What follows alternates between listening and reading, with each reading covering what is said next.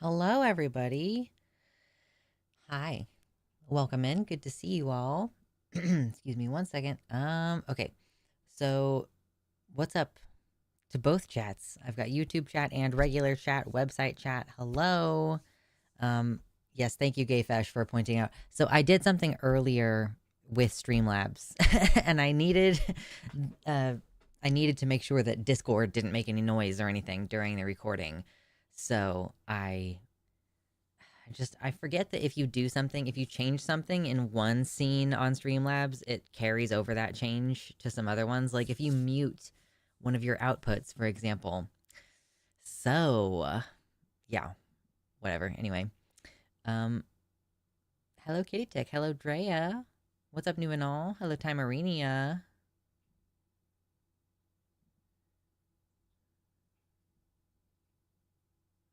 The moment you said hello, I started pulling down my boom mic to respond.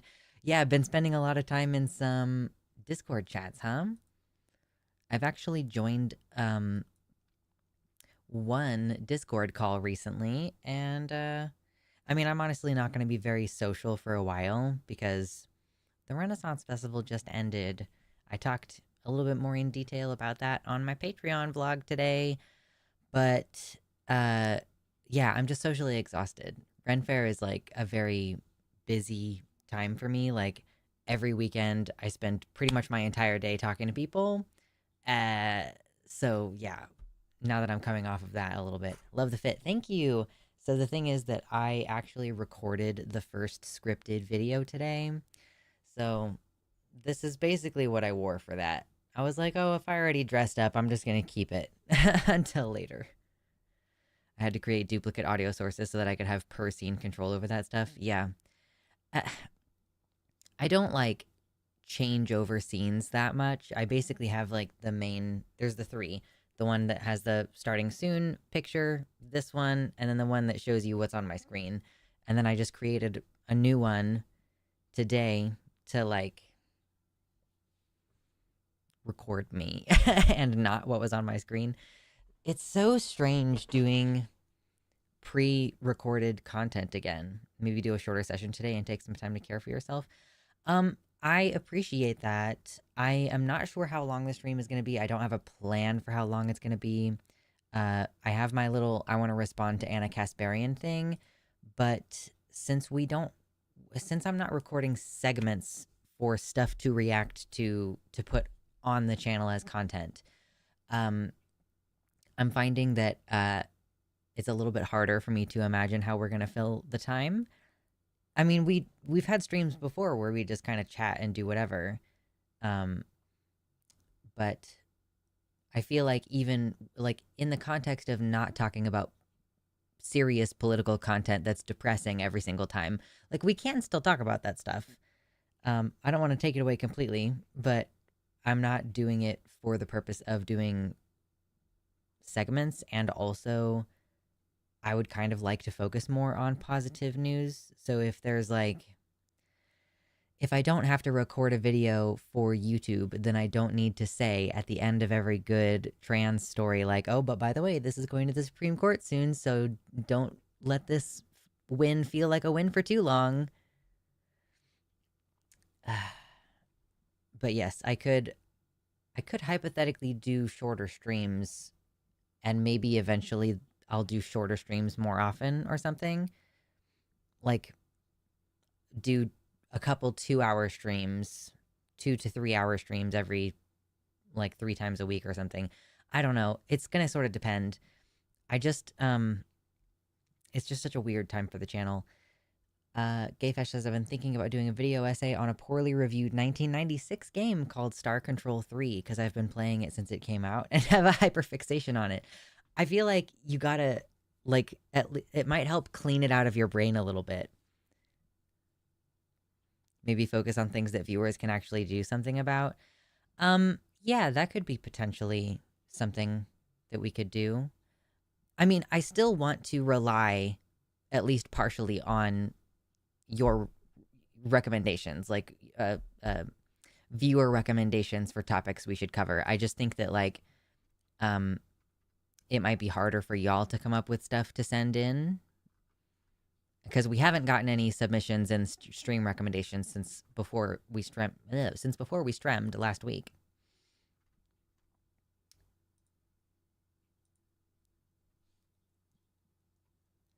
Yeah, no, I agree. The Supreme Court stuff is depressing in part because there's nothing we can do about it.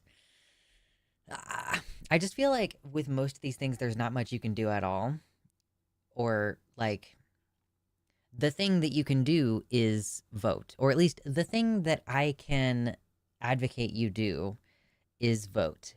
And then through example, I want to represent things like, and you can also get a community garden and, you know, volunteer at your local library or something. Like, I don't know, like, I don't ever volunteer at the library.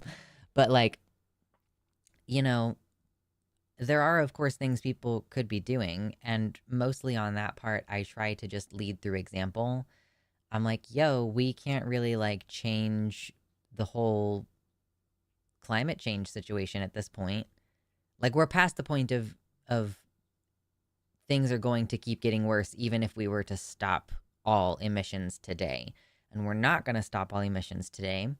So things are just going to keep getting worse. And like, for me, my mindset is like, save up money, move, buy land, put a pond there to make sure that the area stays fertile and produce food. Like, that's the thought train that I'm on as far as things that I feel are actionable, because I don't feel like anything else is viable, I guess, at this point. And I can't advocate for you to go dismantle oil infrastructure, although that is probably the most effective thing any of us could be doing. But I can say I support Just Stop Oil and their protest tactics, I guess. But yeah, like, I don't know. Lurking, shouldn't chat and drive. No, you shouldn't chat and drive. Be good. Not clearing it from my brain. It's a nostalgia thing for me. I want to share it with others and be like, guys, it's better than you think. Also, its politics basically predicted where we are today. There's a fascist species obsessed with nobility and its divine right to destroy natural resources. And they literally do the IDF thing of sperm jacking corpses of soldiers fallen in battle because they have proven noble enough to breed. Gross. I did not know about that. Might try talking about voting methods, or is that already too mundane? I just, like, it's not in the spirit of what I want to do on this stream anymore, you know? Like, I'm saying, like, I don't want to abandon talking about any political topics, but that the point of the stream is to have fun. So if the, like, if the topic is too depressing, or like, yeah, basically like too preoccupied with like how shit things are, like trying to change things implicitly kind of connects back to because everything is shit right now, and I just kind of don't want to deal with that right now anymore. You know what I mean? But it's cool to hear that Oregon has a measure to add ranked choice voting. Looking goth AF, dude. Sick. Sick. You like my bones? I have bones. They're muskrat jawbones. So cute. I don't normally wear big earrings, but my rat bone ones are small enough that I guess it's kind of hard to see what's going on with them. So I want to make sure that they're impossible to ignore. Hell yeah, just when I didn't know what to do, I forgot about the stream today. Nice. Good to have you all in here.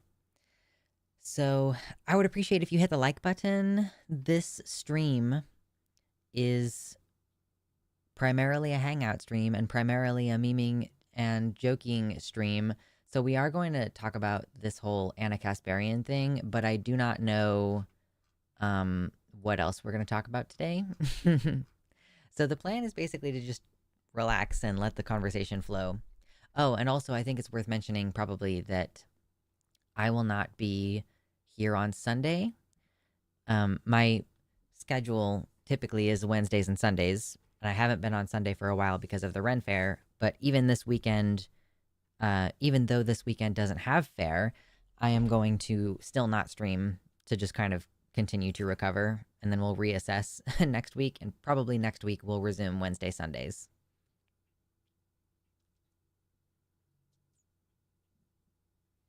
Planning to start a highly budget ass stream soonish because I feel like I need to be doing something. My plan is one stream, like gaming like Factorio and low power computer. Next day I stream is a deep dive research stream where I just get as far into a topic as I can while on one stream. Yeah, that's fun. I do think, yeah, it's good to have a little mixture. You can have a serious stream. We will have serious streams, I'm sure. Uh, and we will have gaming streams, and we will have streams where I talk about the most recent episode of a TV show that I watched or something.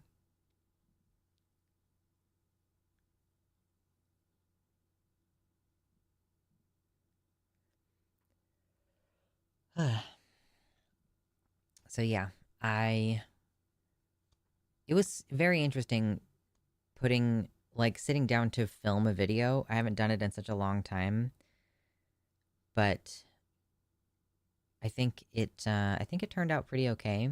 The whole video is only going to be like 8 or 9 minutes long, which I knew. I was like, I'm writing a really short script. I really don't want this to take up very much time. I just want it to serve as a transition video, basically. Like, hey, I've talked in my normal format a couple times about how I'm about to change content. So this video is going to be a formal scripted version of how I'm going to change content. And then we'll just change the content. We're just going to start doing it. I need to fix something with my green screen, though. I will be literally right back. Oh my god.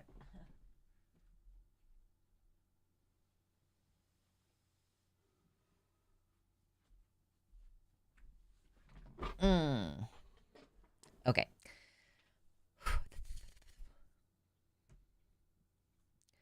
So, yeah, politics will not be expressly forbidden, but it is education and fun-based stream.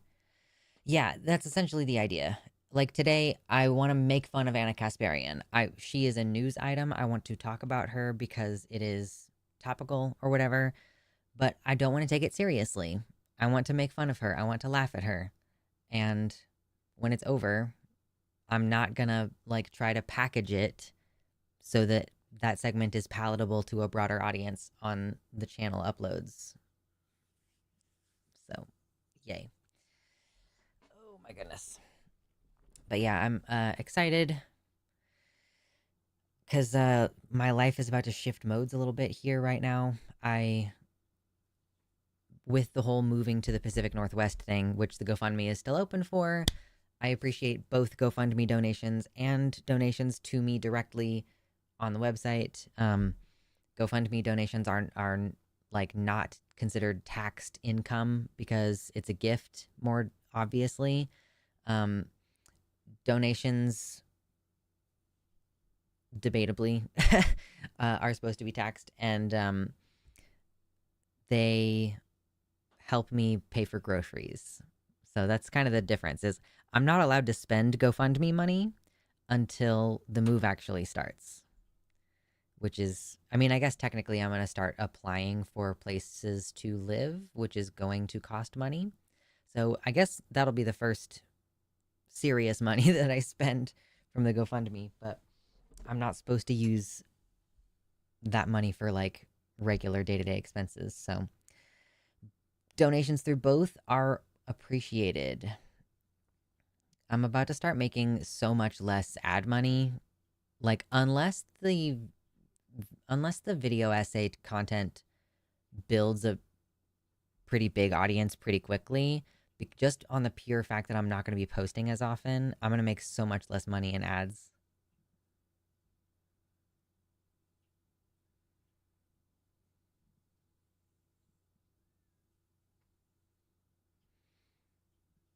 Kitty says, I mean, if I'm doing an educational stream about ways to remove plastic from the environment, there will be information about political initiatives and stuff.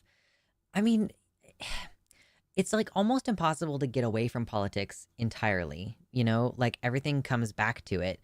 Even regular life stuff, like I would like to buy a house. Like Kamala, who I want to win the election. Like, one of the only tangible policy things I've heard her say with her mouth that seemed like it was going to benefit anybody like that I know or myself was she wants to do like a $25,000 first time home buyer down payment assistance. And I'm like, that's cool. So, like, even just talking about the fact that I want to buy a house in a couple years, like, the means by which I end up doing that, I have to, like, politics is part of it. Like, incentivizing people to buy a house for the first time is like a political thing. So it just seems like even if you stay away from the trans specific topic, even if you stay like you're just like I'm just talking about a normal thing, the fact that I in my life would like to buy a house, not even telling you about the I want to buy a house because I can grow food because of climate change or anything. Just like yeah, basic life shit because it overlaps tangentially with the economy. Now we're in politics again.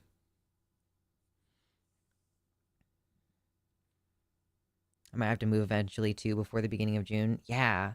It's and now that Ren Fair is over, because it's such a draining time of life for the both of us, we are now going to start more seriously looking for like what's the work situation going to be mostly for my partner. Like I'm basically planning on continuing doing what I already do.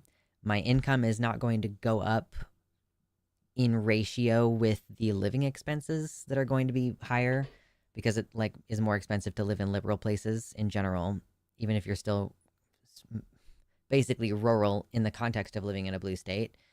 Um, I almost missed the stream because I forgot about the name change. Oh no. Well, welcome in anyway. Uh, so yeah, it's my whole everything that I'm thinking about is about to kind of shift a little bit because I'm changing over to scripting my videos. I'm gonna start packing, basically. Like I really kind of want to have already started packing, but again, we were like, let's not expect too much of ourselves during Renaissance Festival season. Is your partner against making guest appearances in your streams? I don't think that my partner is overtly against it. I was gonna ask here soon if he would be willing to do a stream with me, but we'll see. Probably it would be a Sunday show and not a Wednesday one.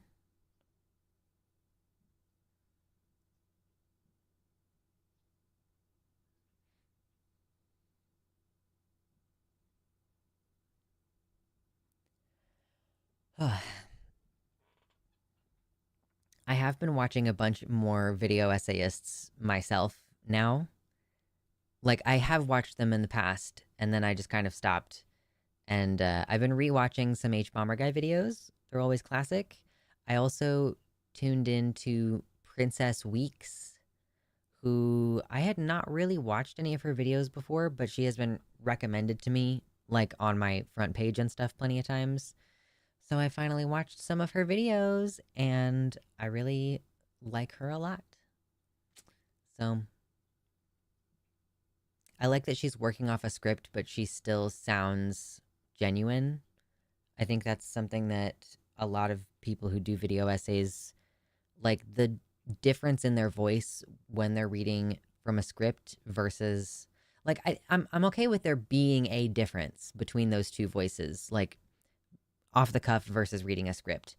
But it's better if it's not too robotic. So trying to strike that right balance is kind of, its own challenge.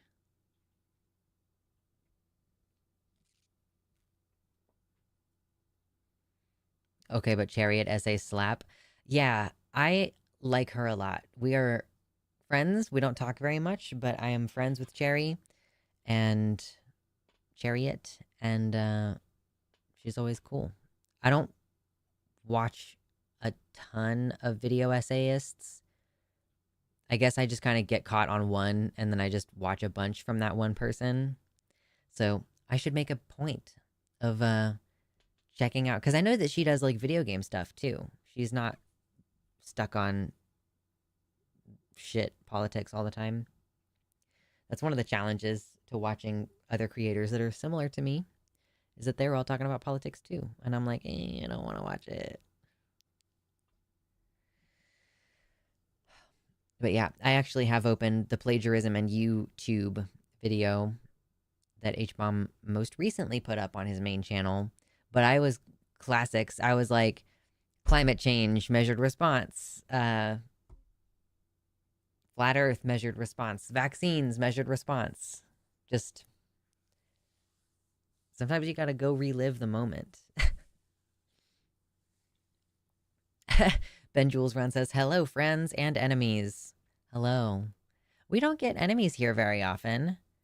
I guess that might happen more if my content hits a more mainstream audience. Because, like, if I stop talking about trans stuff specifically, then, like, I mean, in the main videos, if the main videos end up being like, yo, I'm just trying to talk at this from a general perspective, and then my voice is trans, then maybe I'll get more shit from randos. Any essayist who knows how to actually cite a source is already a cut above the rest. Yeah, I mean, it doesn't take very much to cite your sources. And I guess if I'm only doing one video every 2 weeks or every month or so, then at least you don't have, like, all of the SEO things that you have to do, like, multiple times a week. Like, it is kind of work to make sure you have your sources cited and make sure you remember to copy paste them over, or like organize them in a certain way. Because that goes along with like writing a description and putting in links and stuff that show up, you know, like when the link shows up on the screen over here, all that shit, like you have to do it manually. So if you only do one video every once in a while, I feel like you should be able to cover all those bases and like cite like anything. Like a lot of the time on this channel, I don't put stuff in the description, like, because I'm just experiencing it by like Googling it or existing on the internet. So I usually figure like, okay, if I'm reading an article and then riffing off of it, like the title of the article is in the video. So I guess I usually am just thinking like, this is just a CNN article, so anybody could go read this. Like, I don't need to cite it. But if I did a researched video and I had like a bunch of different things, I could see there being like a bigger incentive. I'm missing Mia Mulder's video essays. Yeah, what's she up to lately? I haven't seen Mia Mulder in a long time.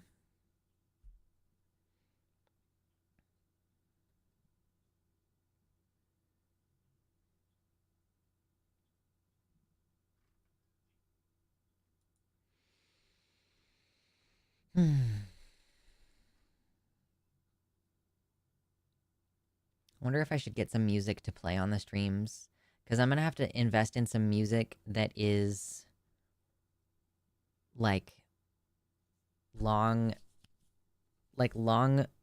not very busy sounding music that can just go in the background when I do video essay content. It's like sound design as a whole thing. Mixing or whatever the fuck you call it.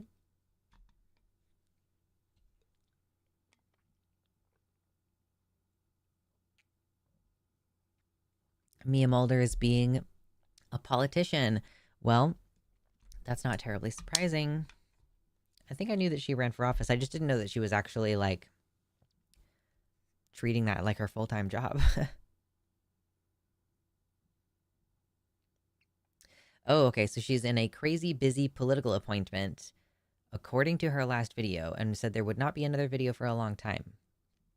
Man, if that doesn't tell you that being a video essay person is a full-time job, or doing YouTube in general is a full-time job, I don't know what else will. It's like, I literally don't have time to do this.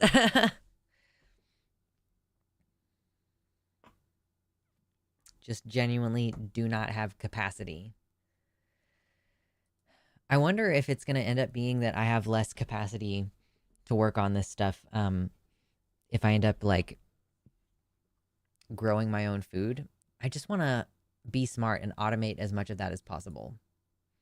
Like, I want to be able to go out of town for 3 weeks and not have to worry about my plants.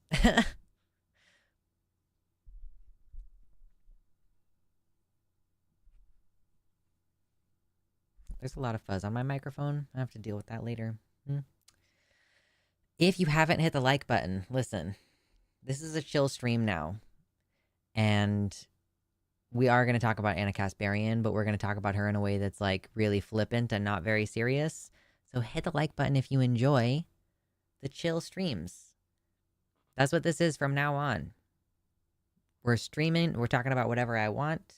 Sometimes that's going to be politics stuff. Most of the time it's going to be something else.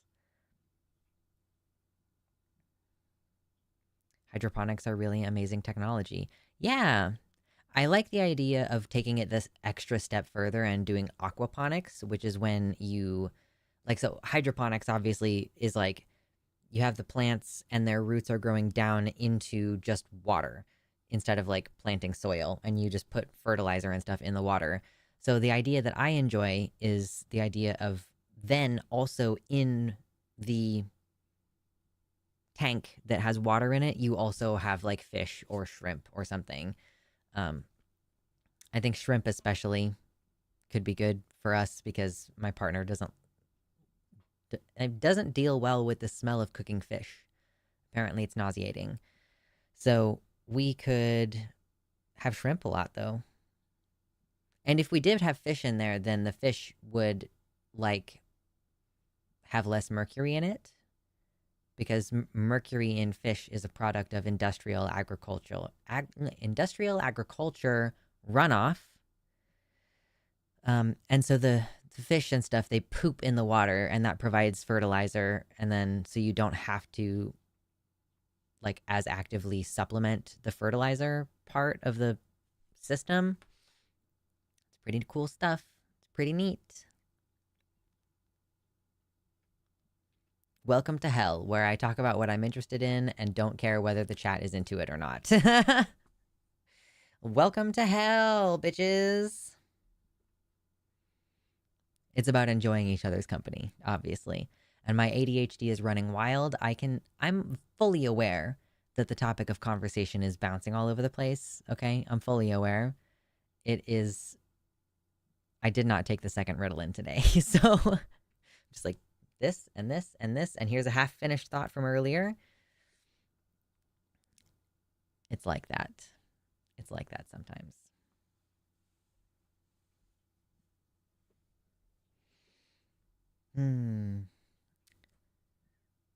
I already had 2 cups of coffee earlier, so even though I wanted one before stream, I did not make one. Oh, this blog post from Anna Kasparian is also relatively short, so it's not like it's going to take forever for us to read it.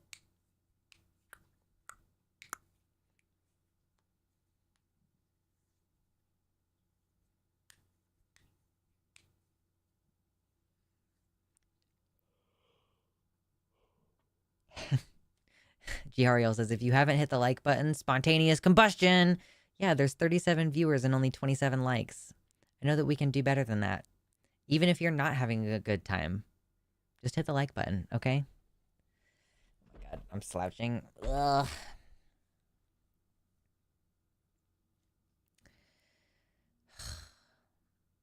I'm excited to throw away this desk.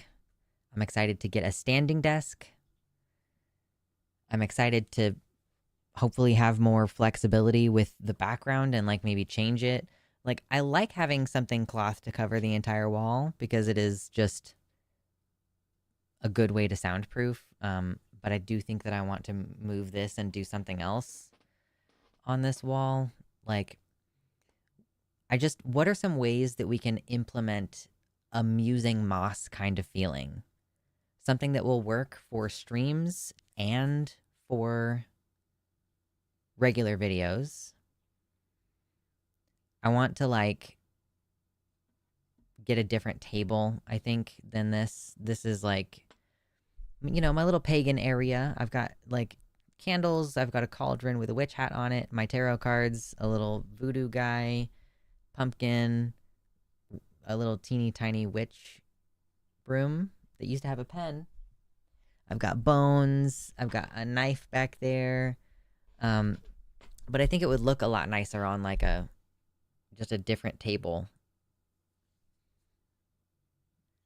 Velvet feels mossy to me. Okay. I could maybe do like, if I could just find some velvet, I could drape it like velvet curtains. Musing moss sounds so philosophical. Yeah. That was kind of the goal.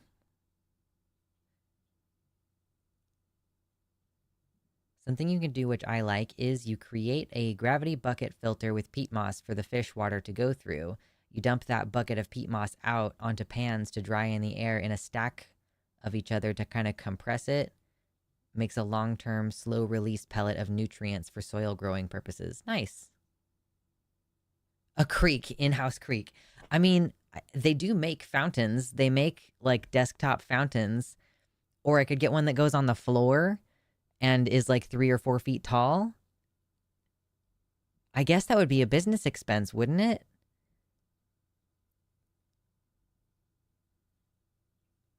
Hydroponics would be great for people with food allergies, especially fish food allergies. Plus, you can keep the plants away from other plants that may be allergenic for some to keep cross-contamination away. I guess I just hadn't really considered growing anything that would be allergenic.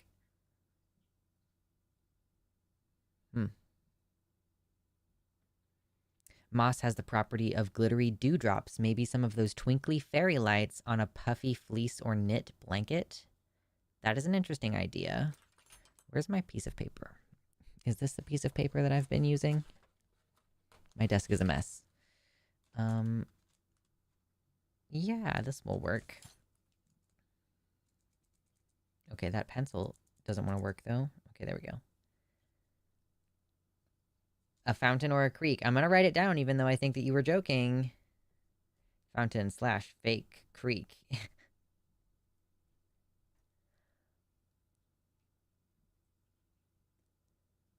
Vertical gardens are so good. I've heard great things about vertical gardens.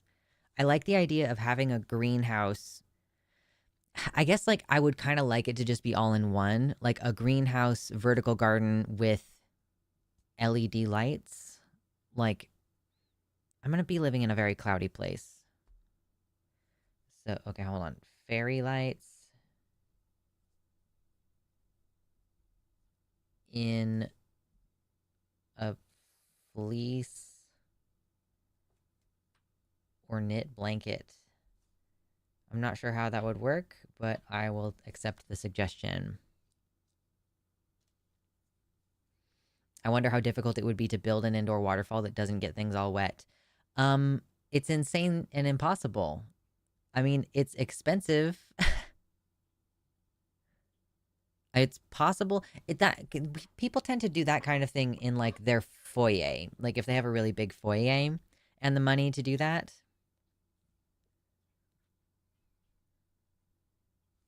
Velvet. No.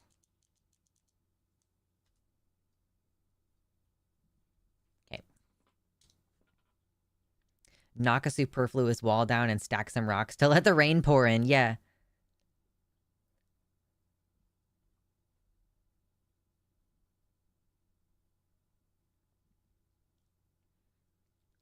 There are some houses that have like a courtyard where like you have to walk outdoors through like a room that is an outdoor room and then back in. I don't know if I'm sure that maybe you can walk through a different part of the house to get to the other part of the house, but it wouldn't surprise me if occasionally those were like that's the only way to get to the bedroom part of the house is to walk through this courtyard room.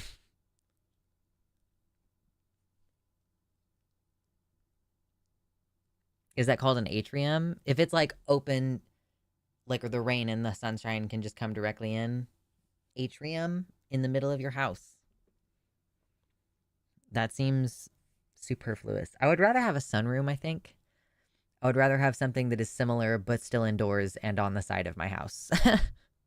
Like if you have plants in an atrium in the middle of your house, like there's going to be a significant part of the day where the sun can't come in and hit your plants because of the whole there's a fucking wall on either side.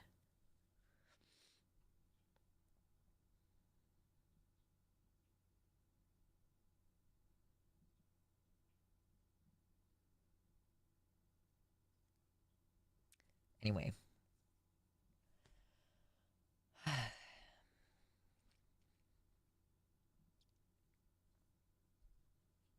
Drink more water, everybody. Get less needy plants.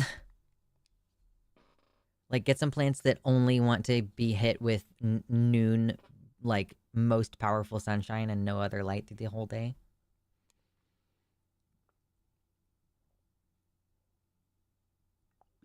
Hello, Olive. Welcome in. I was just commanding everybody to drink more water. Drink water. My hair is always so crazy when I first take it out of my sleep hairdo, and then it just gets kind of more and more boring throughout the day. If nothing else, that's one reason why you should watch the 9-minute scripted video I'm about to put up so that you can see my hair when it looked good earlier today. Mahahahaha.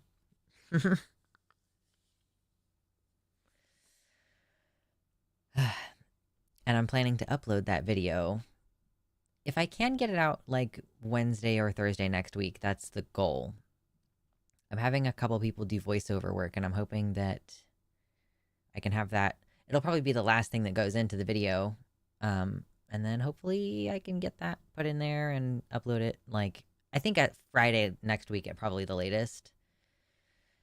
And then I will turn my full focus onto the freaking The Last of Us script. And then I need to start acquiring movies about dragons because that's something that you all want to see. Yeah, make sure your sun wall faces south. No kidding.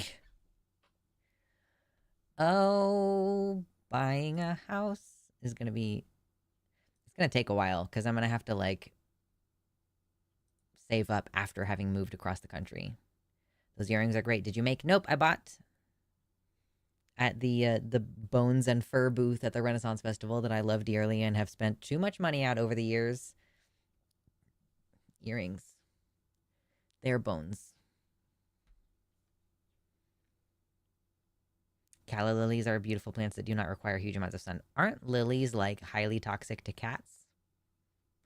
I don't want cats in my garden to die of lily poisoning. It seems pretty bad. But they are pretty. Not going to hear me argue about how pretty lilies are.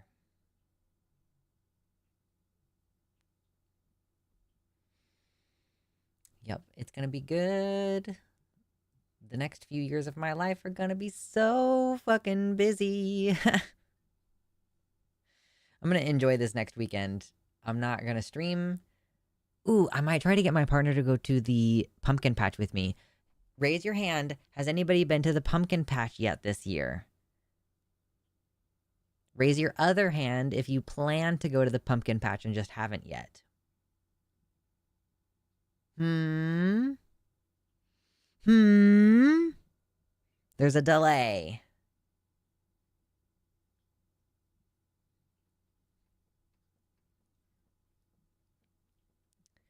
I'm gonna go to the pumpkin patch. I'm thinking about actually going to a different pumpkin patch than the one I've been to before, because the one I've been to before doesn't have a lot of other things going on. My first priority was like, yo, I just want to go to a place where there's a lot of open areas, and I'm going to go get a pumpkin, right? Like a lot of open fields. I don't want them to pick the pumpkins and put them in a row for me to choose from. I want to go out in the field. But there wasn't a lot else. And like part of the reason why I went to that patch was that I'm like, oh, there's no entrance fee. Whereas there are other farms that have entrance fees. And I think it's just because there is more stuff to do. Like there's a maze, or there's like a really pretty photogenic area for you to walk through or something. Or you can buy cider. Like last year when I went during the week, so the place where you can get cider wasn't even open. Um, I did get a couple of like apple cider donuts, but it's not the same. I wanted hot, fresh cider.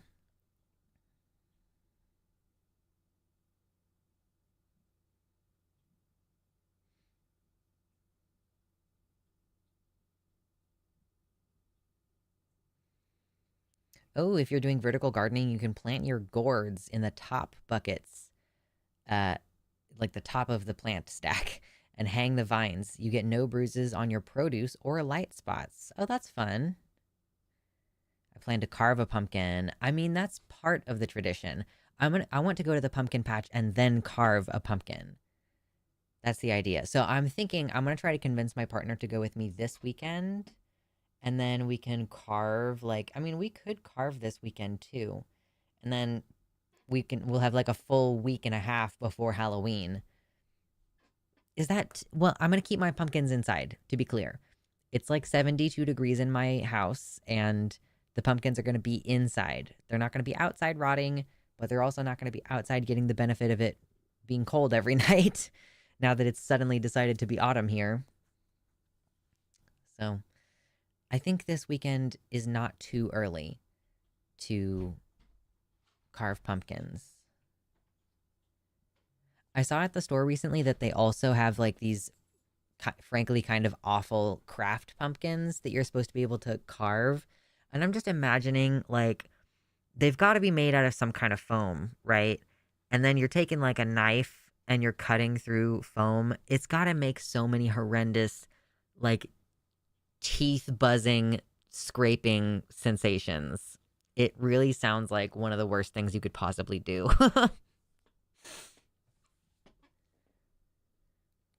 This is only the second year I've celebrated Halloween, still figuring out my costume. Ooh, yeah, I wasn't really planning on doing a costume. It's not a stream day. I guess I might be on the Transatlantic Call-In show. I didn't tell her that I can't be on it. So I guess if I'm doing Transatlantic Call-In show, I might like maybe not do a costume. I don't know. I have probably enough elements that I could throw together like a pretty low-key costume. I mean, oh, they're not here. I left them elsewhere. I have like little tiny antler horns that my friend made me for my druid costume that I wear at the fair. So I could be a little fae, like a little druid. Be pretty easy. I could wear my leaf shirt that I made. I miss American Halloween so much. There is nothing here in Germany. Oh yeah. I mean, I do think it is a pretty heavily Americanized uh holiday. In Europe, I feel like there are enough earnest like cultural traditions around the time that it's super old and like not as fun or something. A Halloween costume transatlantic show would be so badass. Yeah, I'll have to ask if we're gonna do anything.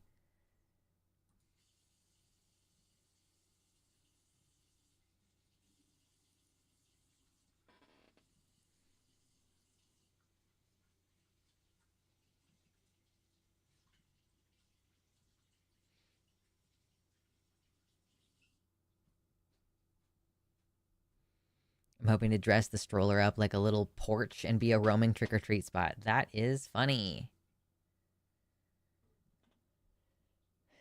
Yeah. Well, harvest pumpkin and then make pie. The pumpkins that you buy for carving are not they're not fit for consumption. They're much more fibrous. There's a lot less of the actual fruit to it. Like they've been bred to be carved. There's a whole like industry around it. If I was going to make something that was supposed to have pumpkin in it, I mean honestly, I just don't really care that much, so I probably would just buy the can of pumpkin, even though I know that it's a different squash. Like they label it pumpkin, but it's not pumpkin. Other squashes produce more fruit. What do you want? But I do want to make, I think we decided we were going to make a sweet potato pie. Maybe not for Thanksgiving, but just sometime in between now and Thanksgiving. I've made one sweet potato pie before, and it was pretty delicious.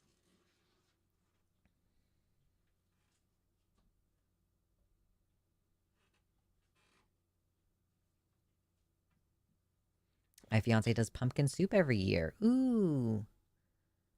Is pumpkin soup considered like a vegetarian option? Because there's no chunks of anything, right?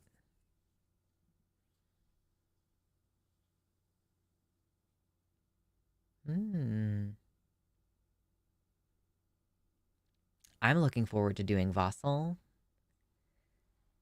What kind of alcohol goes best in a Vossel? I think I made a non-alcoholic one last time, but I'm kind of thinking maybe I'll maybe not spike the entire thing of Vossel, but just if you have liquor that you can put in it that will taste relatively okay.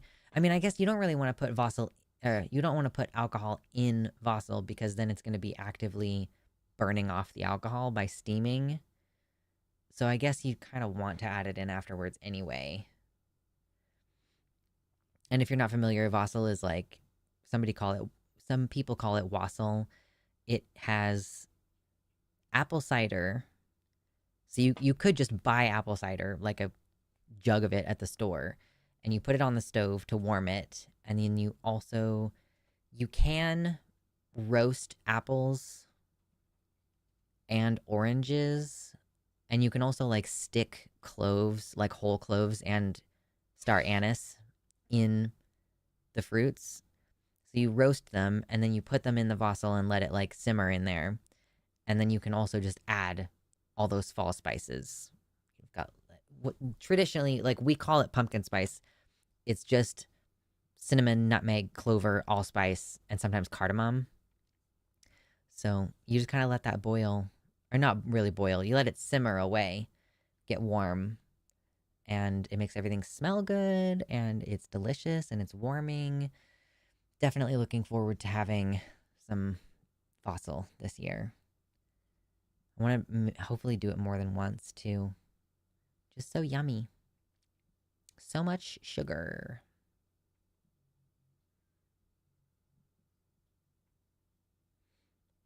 You can find eating pumpkin more easily in Germany, and yes, it's a vegetarian meal. Cool. Butternut squash. I made butternut squash soup one time, and I found out that butternut squash has some kind of horrendous chemical in it that will dry your hands out, like severely. Or it can dry your hands out severely. So if I ever handle raw butternut squash again, I have to wear gloves.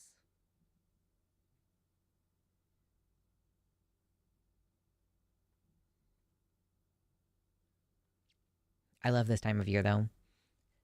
Uh, I'm also very partial to spring, but spring doesn't have the same kind of cultural traditions surrounding it. Obviously, as we enter autumn, there's all these autumn related things that we culturally like. I can vibe with you guys about it here. And like in the spring also has its own markers, but we don't really like rally around them as much as a culture, which I think is probably partially just because we don't go outside a lot. But like blackberries and early spring greens and like daffodils and certain other flowers that come out earliest in the spring, like that we just don't have like a culture around it. Like maybe if I lived in I'm about to live in a place where there's a ton of invasive blackberries apparently, so maybe there are like blackberry picking community events. Like I could see that being a thing.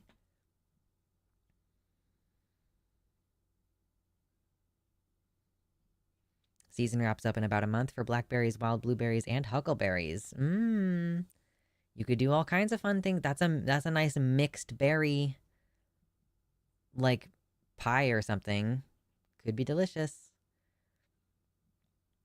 Welcome in, Angelica. Hello. We're just chilling. We're just vibing. Probably here in a minute, we'll go ahead and read Anna Kasparian's article. And then as far as I'm concerned, whatever y'all want to talk about, we're just in a free-flowing conversation. And it may or may not be a short-ish one. I'll live on my property. I assumed that all of those fruits are just kind of on your property. Berry cobbler is the best thing ever. Yeah, I don't think I've ever had that before. And yeah, with blackberries, wild blueberries, and huckleberries, I don't think I've ever had raw huckleberry. I've had huckleberry flavored honey, but I otherwise don't have a good frame of reference for this flavor. But I'm assuming that as it melds together, it's all good.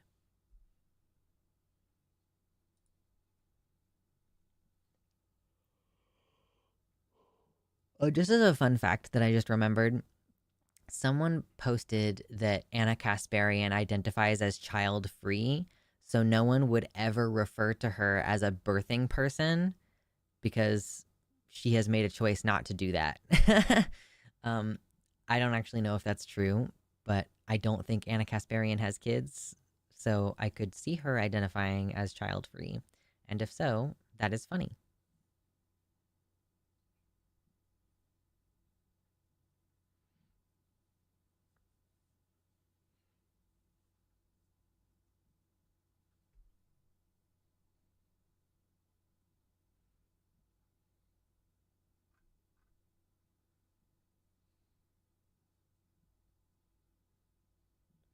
Blueberries are just a domesticated huckleberry in the end.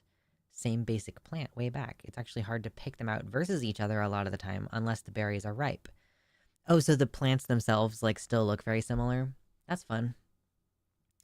Cool, cool.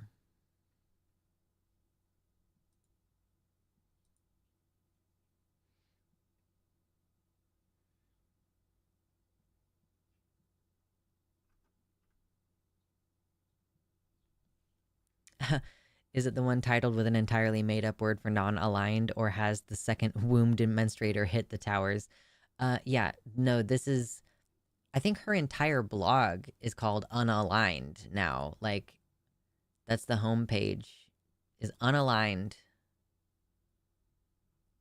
A second wombed menstruator manifesto. Yes, yes. As far as I know, there hasn't been a second manifesto. I think this was already out before we streamed last week, and I'm just slow to getting around to it.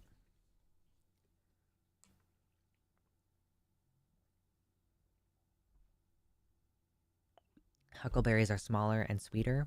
Ooh, yummy.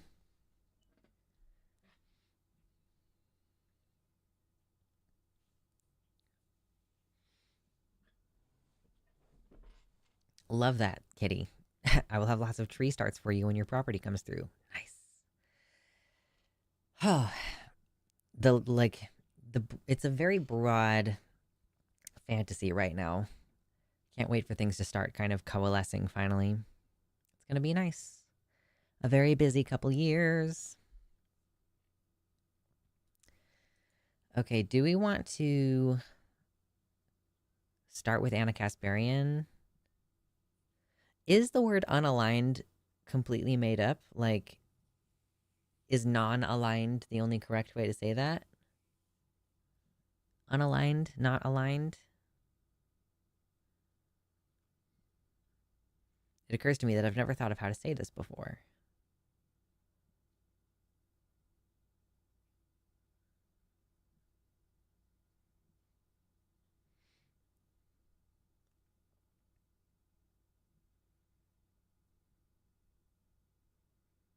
I feel like the delay is much larger than usual. Or y'all are just being slow.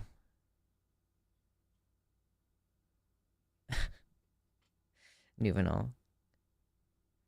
I identify as misaligned. Yeah, things are just not lining up. They're misaligned.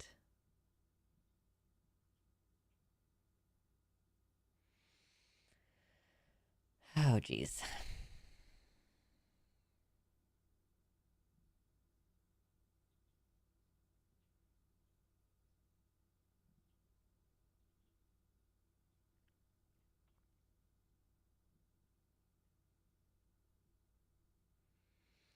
I can already tell that this post is going to be really dumb and hilarious, which makes me want to start talking about it now.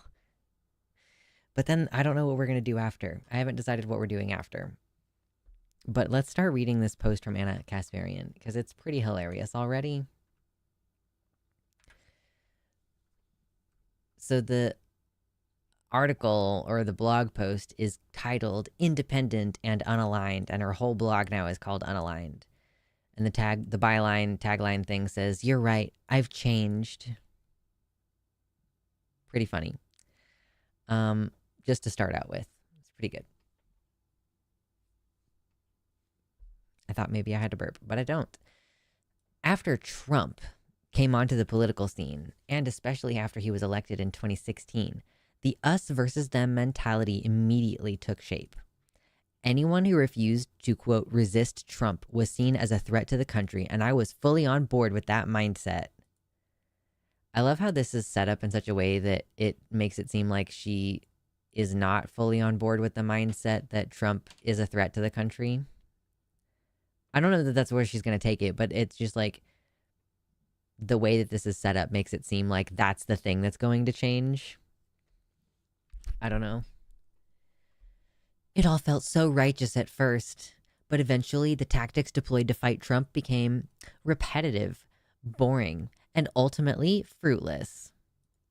Polling shows that he has increased his support among Black and Latino voters despite wall-to-wall coverage on his unsavory, racist, or bigoted remarks. Is that... I thought I saw someone talking about that. Is that actually how it is? I saw that Kamala was, like, losing Black support, but I didn't see that... I did not see that that necessarily correlated with an increase in support from Black voters with Trump. Several years of media raising alarm over Trump's threat to democracy has only resulted in a tight presidential race between himself and Kamala Harris. Okay, let me explain this to you. Kamala Harris sucks so much ass. And this is part of why, this is a big part of why I don't want to cover political shit on my channel anymore, is that on stream, you all seem relatively on board with the idea that Kamala is a right-winger and, like, is not going to substantially change anything and is just going to be like a status quo maintainer until the next extreme right-winger comes in and drags us even closer to fascism. People on the channel hate it when I criticize Kamala Harris.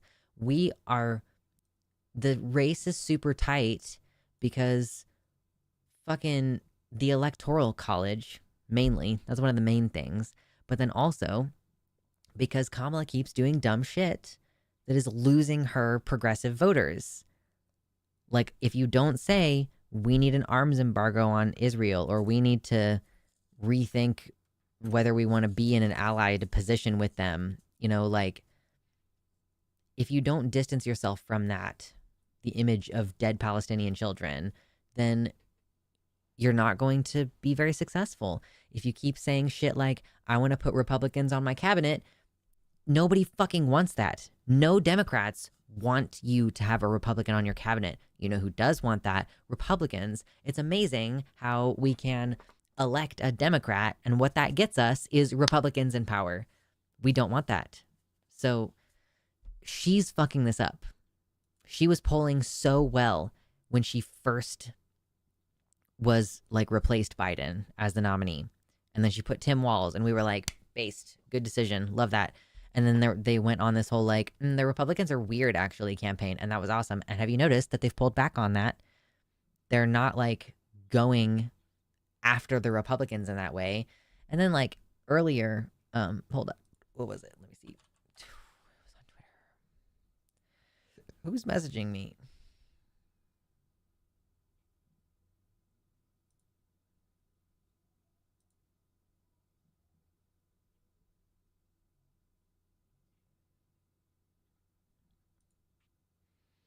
I feel like if Kamala loses, it will be because of Palestine. Like, really? Oh no. What was it? Hold on. Kamala HQ.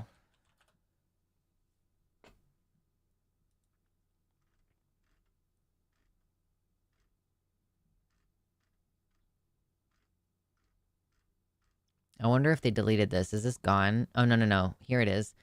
So Trump campaign has spent millions on anti-trans ads. Okay, that's what they're doing now. And then this is under Trump, U.S. prisons offer gender-affirming care. Yeah, like basically they're trying to point out that he's a hypocrite, and like Kamala HQ posted, "Oh, but it's like, what are you trying to accomplish here? Is the only thing you're trying to accomplish pointing out that he's like inconsistent? Is that the whole point?" But like it reads almost like a criticism of him providing this care. It's just weird. I was up for the critique. Yeah, yeah. Only my live stream crowd is up for the critique. The if we get back out to the main audience, which, of course, I have done work over the years to try to weed out annoying fucking SJW types from the community.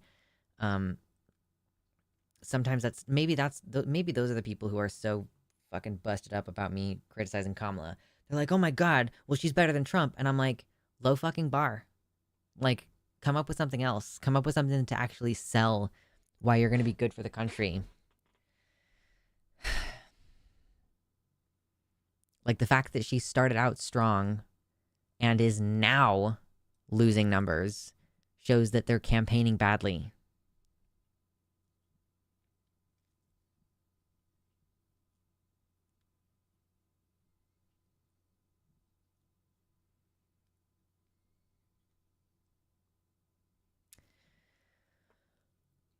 Anyway.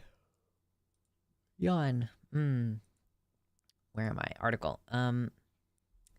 So anyway, yeah, it being a tight race has nothing to do with people thinking that Trump is good and cool.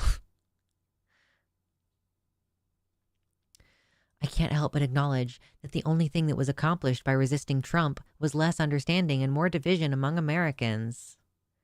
I personally became reluctant to challenge my side or engage with voters who disagreed with me. In turn, I became less knowledgeable about the people and world around me. I saw Republican voters as an evil monolith, and that was a big mistake. I think reducing people down to, like, any demographic, if you reduce them down to one characteristic, it probably is not the best choice to make as far as determining how to move ahead.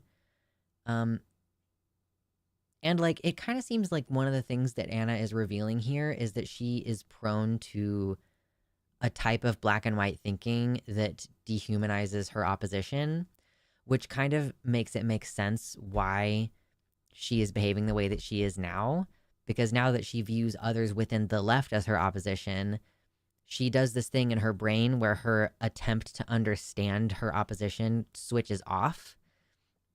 So like I can kind of see this as being like a story of the way that the way that she responds when people disagree with her.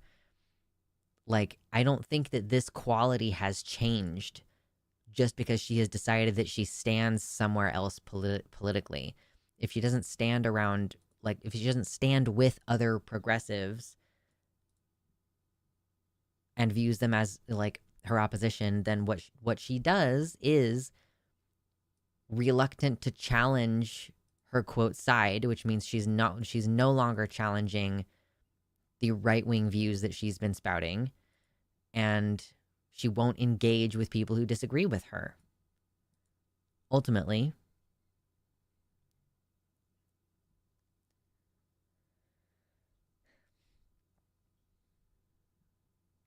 and I do think that she views quote leftists as an evil monolith who all believe like the most extreme thing you can possibly believe about trans people.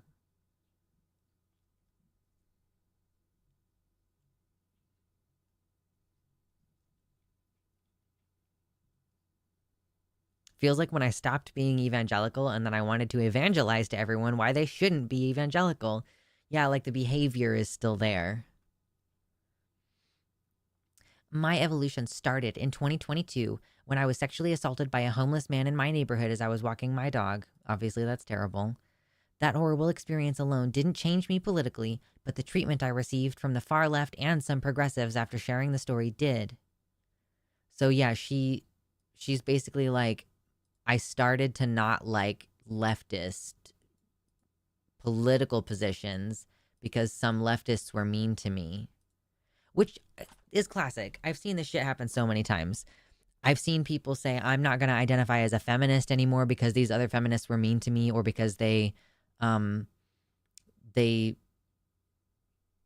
disagreed, or like they did something that I didn't like. Like, this is part of Lacey Green's story. I feel like I'm revealing how old I am when I mention someone like Lacey Green, because I don't know if she's making content anymore, but it's been a long time since she was like a big relevant voice, like more than 10 years ago. Oh my God. Anyway, Lacey Green, she was a pretty standard sex education YouTuber, like feminist sex education YouTuber. Or I guess she didn't exclusively do sex education, but that was part of what she did. Like, I remember she posted a video about like how to learn how to squirt, for example. And then she ended up starting to date Chris Ray Gun, weirdly, because she was like, some trans people are critical of my positions, and some of them were really mean about it, and they scared me in public. I'm like, okay, I understand that that's a scary thing to happen to you, but that doesn't mean that your position is right. It doesn't mean that you aren't worthy of criticism, and it doesn't mean that everybody who disagrees with you is the same as people who were willing to be scary to you in public. But she gradually was like, I'm not going to identify as a feminist anymore, because if this is what feminism is, then I don't want any part of it. So this is a person who started out by saying, like, I think the word bitch is an anti-female slur that we should stop using, to then dating Chris Ray Gun, because of course conservatives will love bomb. Like, she started being like, I'm friends with all these conservatives now. Conservatives will love bomb someone who, first of all, she's like hot, and she is like a like a self-actualized femme who is into BDSM and stuff. And so there's probably a thing too where people want to tame her. So the idea of getting like a sexually liberated, strong woman to start agreeing with you, to start letting you say, like, I remember once there was a clip from a Chris Ray Gun stream and Lacey was there, and he kept saying traps are gay. And Lacey was obviously upset and annoyed about it, but because these people are nice to her, she was willing to forfeit all of her ideological beliefs, stop identifying as a feminist. And again, this is all because of who is mean to her and who validated her and love bombed her, basically. And I've also seen people say that they don't want to identify as an atheist anymore, because people who are part of the like exclusively atheist community, they're kind of, a lot of them are assholes, and a lot of them are creepy toward women. Like, yeah, there's a lot of issues within the I don't talk about anything except atheism group of people. Trust me, there's a reason why I don't hang out in those communities anymore. Like, it has to be atheism with a look toward improving people's lives. Otherwise, you just have like organized, like, people who are atheists who happen to also still share a bunch of regressive ideas about society and culture. That's why I was more comfortable with the skeptic community, which is so hilarious because, again, I feel like Lacey Green was part of the skeptic community, which is just so funny to me, having not thought about that in a long time. I can't remember if she was, but I feel like she might have been. But again, this is also someone who, as an adult, defined herself by being like a Harry Potter fan. So, and we all know how I feel about adults who are fans of Harry Potter.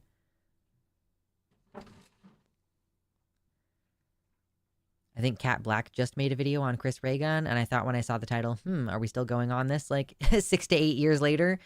Um, well, I mean, I guess it all depends on whether Chris Ray Gun is still doing stuff. Just because I'm not paying attention to him doesn't mean that he's not still doing stuff. I didn't realize that Anita Sarkeesian was still doing anything, except that I was recently watching a Princess Weeks video, and she mentioned that Anita Sarkeesian is on Nebula, and I was like, what? Like, how old are we?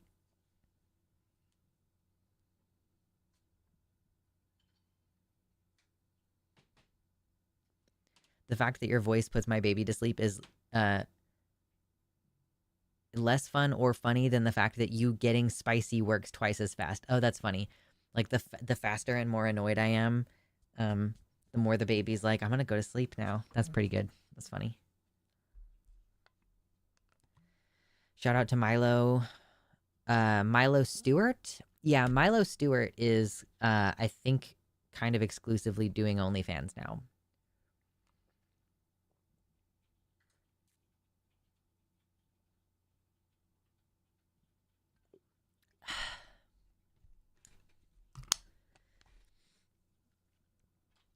But so this is the point of all that, was to say that this is what Anna Kasparian is doing. Like, that Anna Kasparian is doing something I've seen happen numerous times in the past, which is treating like your like the word to describe your ideological position, feminist, for example, that describes your set of beliefs. It's not, it's, to me, it is not a declaration of like, I'm a member of this community. Like, that you should assume that I agree with other feminists, that you shouldn't assume that I am defined. Like, there's like 3 different distinct waves of feminism anyway. Of course, I don't identify with second wave feminists. Those are people who are TERFs now. Like, obviously, I'm a third wave feminist, and our belief system is very different to previous movements of feminism. But like, if someone who describes, like, TERFs describe themselves as feminists, even if we take the TERF of it out of the system, like, they describe themselves as feminists, and they believe that their feminism is surrounded around like the whole being biologically female, and like biology supersedes psychological identity and stuff. Like, obviously, I don't agree with those people, even though they believe that they are feminists and they are working toward feminism. And you shouldn't know true Scotsman and just say, well, they're not feminists because they don't believe what I believe.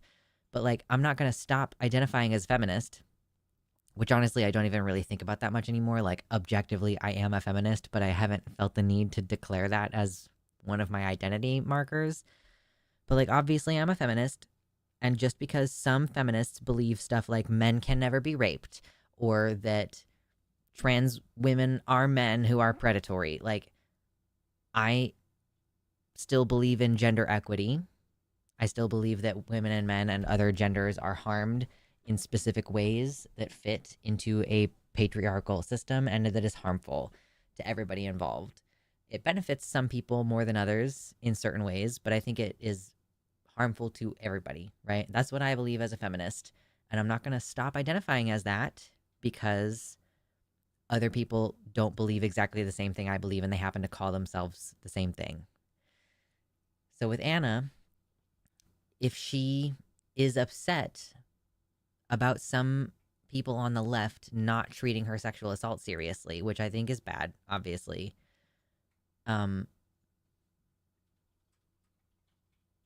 like, that doesn't mean that she needs to change all of her positions. Like, is she assuming that some small number of leftists who were mean to her about this?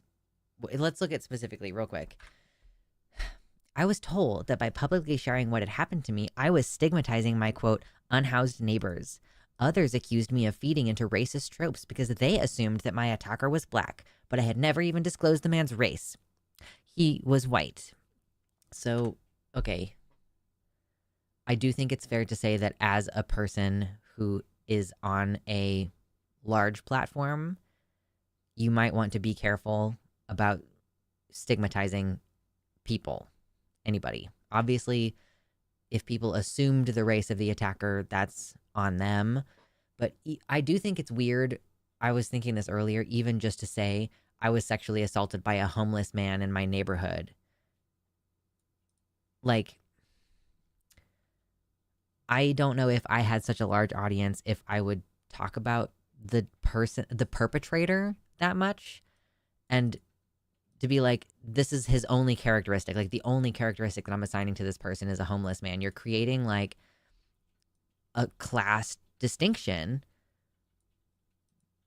And like, I just personally feel like I would leave out details like that. I would probably just be like, I was sexually assaulted by a stranger in public, and I don't want to talk about it or whatever. Like, and the appropriate legal action is being taken or whatever. Just because, yeah, you never know what.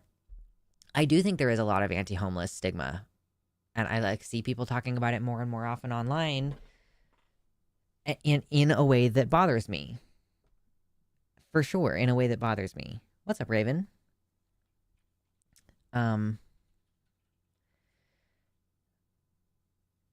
Like, I think that we talk about homeless people in a dehumanizing way. I think that there are a lot of assumptions that they assault people, that they're unhinged, like that they're mentally ill, that they're on drugs, that they did something that landed them there and they deserve it. Like, there are just a lot of, and like, we want them gone, we want them away. And those conversations so infrequently include any mention of like, so we need to provide them housing, or so we need to provide them jobs. There is, people just have this like, well, if we would do something about these vagrants, that it's like, well, what do you expect to be done with them? If you don't like the homeless camp near you, if you want it cleared, if you want the police to sweep it, where are they going to go? Like, where do you intend for them to go? And I think that this is one of those areas where people probably won't admit it to themselves, but on some level, they just kind of want the homeless people to stop living.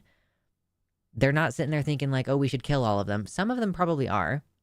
I know some conservatives are probably like, we should just euthanize all these people or whatever. But I think most people just want them gone in a nebulous way, where they ultimately end up okay with situations where homeless people are killed or put in a situation where they can die, like the social murder version of killing them. And I do think, if you are Anna Kasparian, that you could be feeding into that narrative, like that homeless people are scary, and like homeless people, I know that this is the crazy leftist version of the whole situation, what I'm about to say. Homeless people are members of your community who happen to be in a situation that is difficult. Like, if they're mentally ill or if they are on drugs, they probably get picked up every once in a while, brought in to care, and they stay there for a few days. They clean them up and they start to get them headed in the right direction. But then there's nowhere for them to go. So they just end up out on the street again.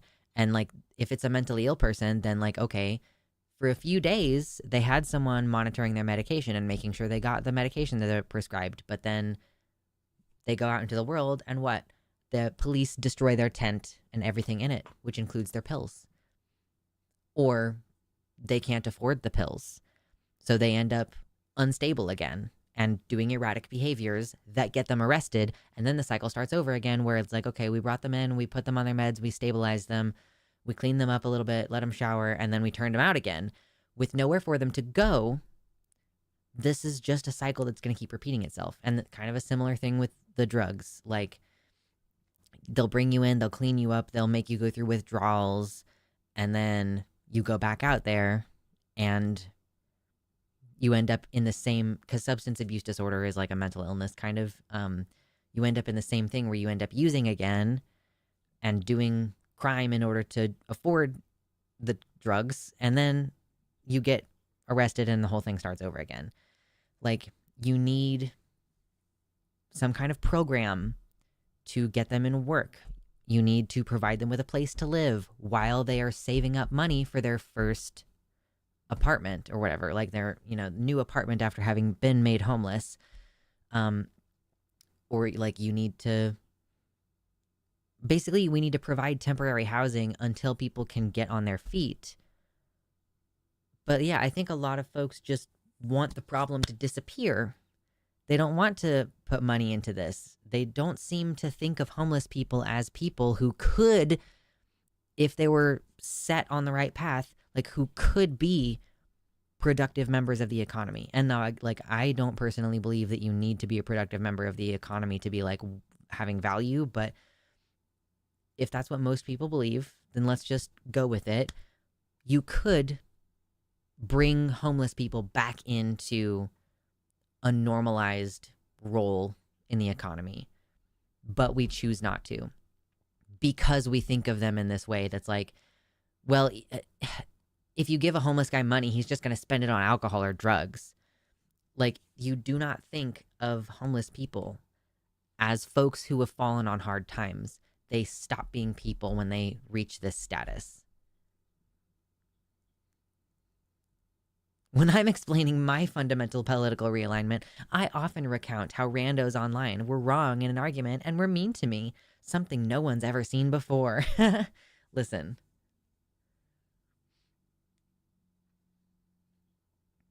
Eventually, as automation gets more and more pervasive, we are all going to be idle.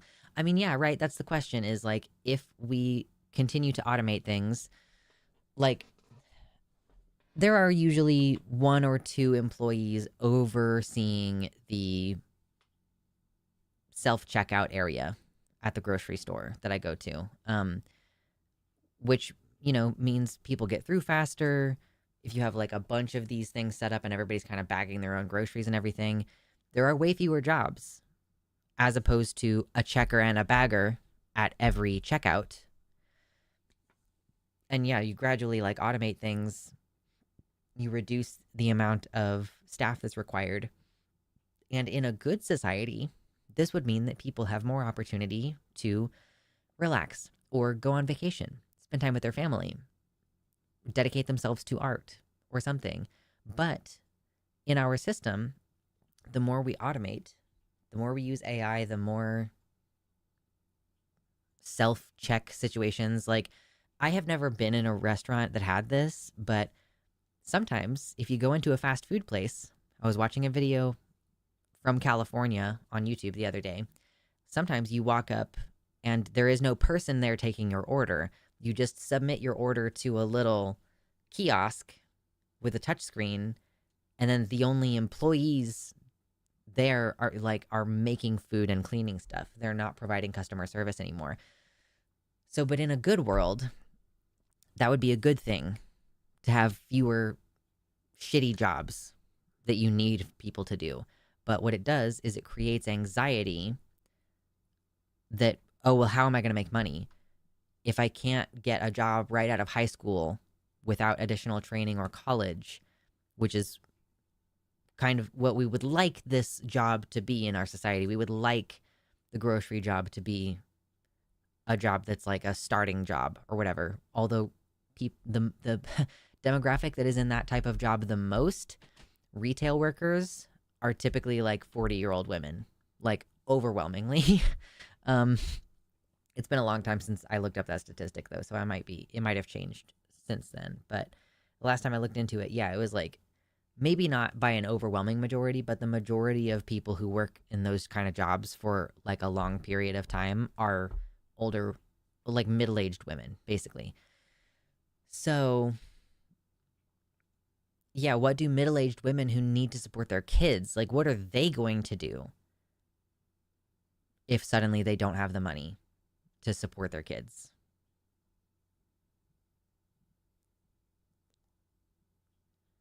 Yeah, in Portland, the order kiosks are becoming popular.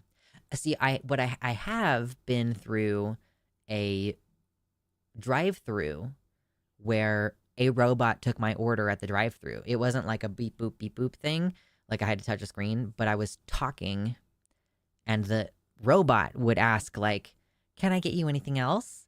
And I'm like, "Okay." I guess it removes it causes you as a customer to speak really clearly, and then you can't like argue with the person, or like it reduces the opportunity for there to be like a misunderstanding, because the fast food place that I was at, I believe, probably had a high number of Hispanic people working there. So it would reduce the like, I misheard you over the thing, or like racism toward the person at the drive through or whatever. But yeah, like this is just a couple examples of how I have experienced automation in my life, and basically it replaces people, which I agree should be a good thing. I think that should be positive. Um, but yeah, I think really, unless we change things, like unless we find some way to make sure people can monetize other things, or if we do like a universal basic income, which statistically, I'm sure you all are familiar, universal basic income, sometimes people might take a break from working, but for the most part, people don't just stop working. They might reduce their hours.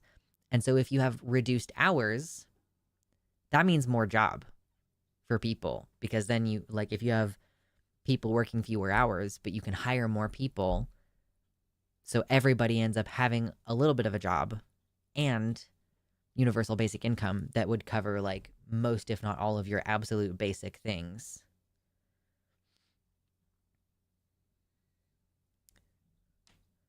Even if your personal job is fine, it only takes like 15% of jobs being automated for it to be the worst thing since the Great Depression. Yeah, like even if your personal job is fine, there are still going to be other impacts to the economy, like prices going up, especially of groceries, and supply lines being disrupted. So, yeah. I think, yeah, of course, yeah, exactly, Drea. We are in serious trouble if we continue the mindset that everyone needs to work while simultaneously getting rid of more and more entry level jobs. Yeah, it's just going to increase the number of people who are like housing insecure, if not straight up homeless, underemployed, or unemployed. And then there's like whatever is going on in the UK right now. I saw that they were talking about giving if people are unemployed and obese, they're planning on giving them Ozempic, which is a diabetes medication, in order to like force them to lose weight, because I guess losing weight will make them better able to work or something. I'm not really sure what the logic is, but we're talking about the country that just made like consensual hormone replacement therapy illegal functionally. Not completely illegal, but they're not covering it anymore in the same way. Um, they're gradually reducing access, put it that way. Is like, yeah, we're gonna start giving non-diabetics Ozempic to force them to lose weight so that they can get a job. I strongly vote for a 20 to 32 hour work week that provides a livable wage. Yeah, it would be nice. I also think we need to radically change taxes, because if I make $16,000 and I'm self employed, I should not owe $2,000 in taxes. That's fucking crazy. Like, are you. This country is fucking so stupid.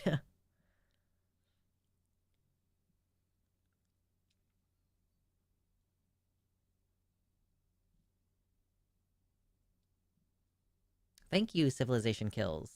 I recorded a video today. So that's kind of the original reason why I dressed up, is that I filmed a video, which will be out next week. Hopefully, it's not a very long one, so I shouldn't take very long to get it ready.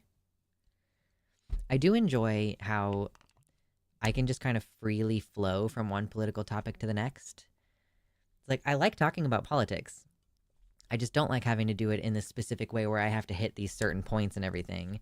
But using Anna Kasparian as a jumping off point to talk about all kinds of other political issues is a very enjoyable way to spend the stream.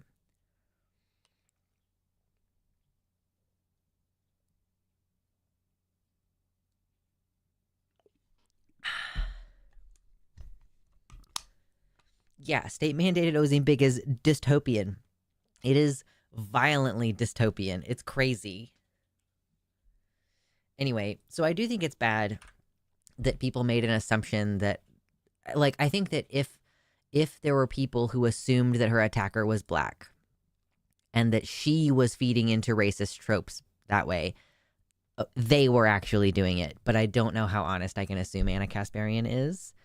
But if there were people saying, "Oh, you're changing, like, you're reinforcing racist stereotypes by talking about how a black man sexually assaulted you," you assumed that this homeless man was black. That was you who did that. But I don't know what actually happened. She continues, "Not only did I suddenly see the flawed thinking of some on the left, I also witnessed their cruelty and hypocrisy in real time. These terrible traits that I had associated solely with my political opponents were obviously not exclusive to their tribe." So did you not believe Republican viewpoints because you actually disagree with their viewpoints? Or because you just thought that their behavior was abhorrent and you associated their behavior with their beliefs? This is the question. That doesn't mean everyone on the left thinks or behaves in the way this small group of lunatics do. Far from it. But it does mean that there are factions and flaws on both sides of the aisle, and no one has a monopoly on truth. Like, yeah, there are jackasses in every group to some extent, right? But, like, they're not wrong on the principle that you should be careful about how you talk about being assaulted by a homeless person, because we tend to dehumanize homeless people. So just because, like, people are calling you out on that, I mean, she is not even using strong language here to talk to. She's not describing harassment. She's just saying, I was told that by talking about this publicly, I was stigmatizing my unhoused neighbors. And, like, that is what you were doing. And then people accusing you of feeding into racist tropes is whatever. But, like, she is not actually describing harassment right now. She's describing people explaining to her the potential consequences of her words and actions. So I don't actually know. And then she's saying this is cruel and hypocritical. Like, I think you're crying crocodile tears. I think. Like, well, both sides are bad. Like, what do you, like, so you're saying nobody has a monopoly on, what did she say? No one has a monopoly on the truth. But these leftists weren't saying anything untrue. Some of them made assumptions that your attacker was a particular race, but they were correct in saying that you could potentially be stigmatizing homeless people further, and that you should be careful about how you talk about that. I don't know how any of these people said that specifically. She doesn't provide any screenshots. She doesn't provide any quotes, except for just saying unhoused neighbors, which is apparently, I think she takes issue with this framing, which is why she's quoting it this way and presenting this as like, oh, this is a horrible thing. Like, yeah, like I just said, homeless people are members of your community. Many of them even have jobs. Like, plenty of homeless people have jobs. There's like a spectrum between, I have no job, I beg for all my food, I sleep in a tent and never have a place to stay, versus like a person who's sleeping in their car, or a person who is couch surfing. Like, there are different varieties of homeless people. Like, there are homeless people who have a job and just sleep in their car. But like, it's, yeah, she seems to be affronted by the idea that homeless people are her neighbors. They just happen to be neighbors who don't have an address.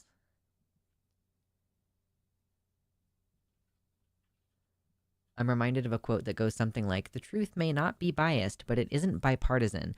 Yeah, the truth is not trying to be nice to both sides and say that both sides have a good point. And it so happens that it's interesting that she says nobody has a monopoly on the truth, when like progressives have a tendency toward honesty. Like, they have a tendency toward actually caring about what's true, as opposed to fabricating a narrative that's going to serve them and their cause.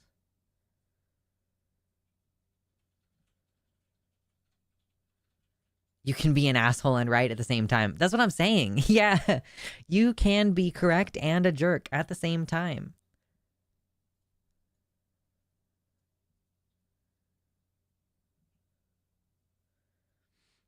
And Trippy Fan says homeless men do catcall people, though from my observation, way less often than the non-homeless men do. Reed says, yes, one side is fucking evil as shit, and the other side has a few bad apples that the rest of us don't claim.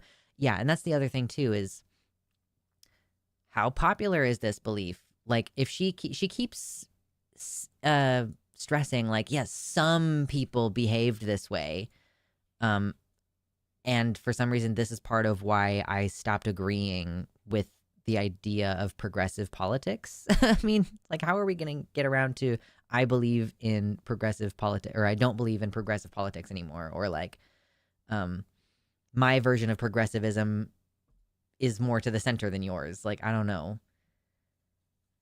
But yeah, it's so funny. She's presenting this pretty reasonable observation as like, it's cruel and hypocritical. Like, what? Where was the cruelty and hypocriticality?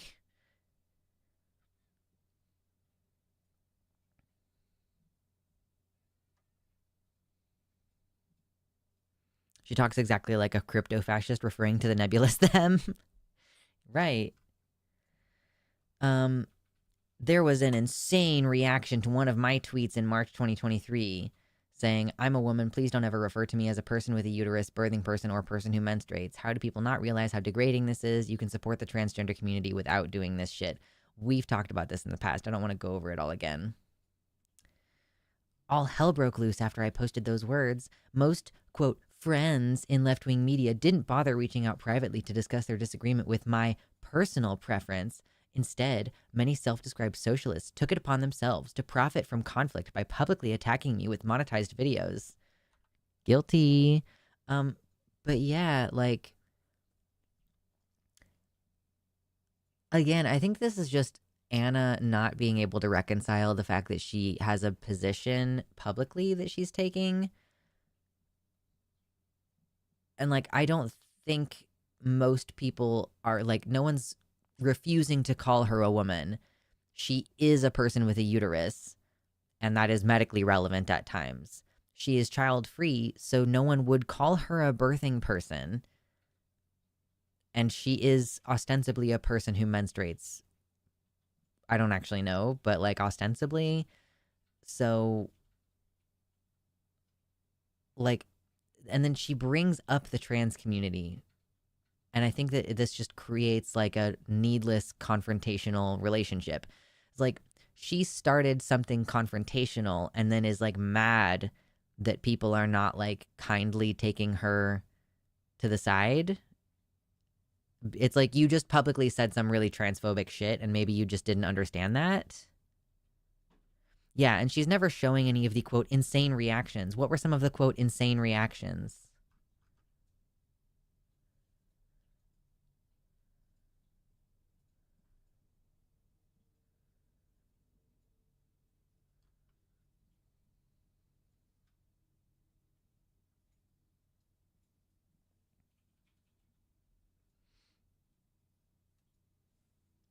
I think it's like she just took like the fact that she got a significant amount of criticism at the same time, and she felt like because some of them were probably overtly rude to her, and like I do think that we should probably be more careful about that. Like, I don't think you can be like, oh my god, you dumb bitch, to somebody that you, it's like you don't know her like that, and like she's not going to listen. The purpose of saying you dumb bitch is not to make her listen. The point of saying that is for your own gratification.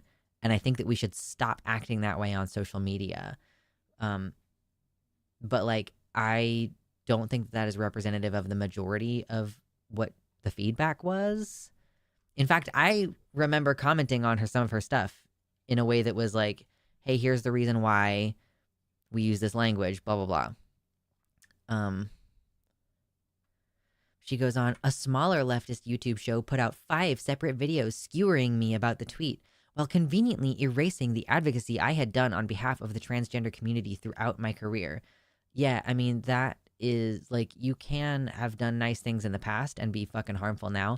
Buck Angel, great example, has campaigned on behalf of trans people and tried to bring visibility to our issues, and now also is a huge asshole and is anti-non-binary and is just generally now regressive and making things worse for trans people. So you can have done something before that was good for trans people and do something now that is bad for them. Totally normal. They even went so far as drawing a link between my tweet and trans suicides, which sadly wasn't the most unhinged outcome of the debacle. Okay, what was the most unhinged outcome? TYT's volunteer YouTube chat moderators quit over the tweet, and someone reported me to Human Resources. An on-air transgender contributor even resigned from the company after being urged by online mobs and leftist shows to do so. Was that Benny? I think that was Benny. Benny quit because she wanted to have a conversation with Jenk about this like new direction that they're taking the show, and like Jenk like either wouldn't participate in the conversation or was just like brushing Benny off. And so yeah, there was a good reason. It wasn't like, are you trying to insinuate that your trans on-air contributor like couldn't make a decision for themselves, that they only resigned after being urged to by other people? Curious that not one of those shows hired her after she took their advice. I don't know that Benny really wants to work in this industry anymore, but whatever. I never apologized for the tweet, and I never will. That whole experience forced me to come to terms with the intolerance on the left, and it allowed me to publicly reject the ideological shackles that kept my world small and less informed. Dude, and I know for a fact that, like, I am not the only trans person who is like, hey, Anna, I would love to explain this to you. Like, here, I can try to explain it on Twitter, but if you want to have a more in-depth conversation, let's do that. And I don't think that she has taken, like, we're talking about, like, Riverboat Jack, who is not a huge creator, but is like big enough that Anna should, I think Anna even responded to her and was like, and this, first of all, let me just say how fucking annoying it is that Anna was like, oh my God, yeah, like I understand what you're saying, to Riverboat Jack, a trans person who is not at all impacted by this conversation. Like we're talking about an issue that affects trans masculine people, AFABs, non-binary people who are assigned female, and like it's really frustrating that she was only listening to like the only person I saw that she responded to in a way that was like, yeah, I understand what you're saying, and I think this is a good perspective, was a trans woman saying the same things that trans masculine people were saying at the time. Was very annoying and again kind of insane. Oh my God, I need to drink more water.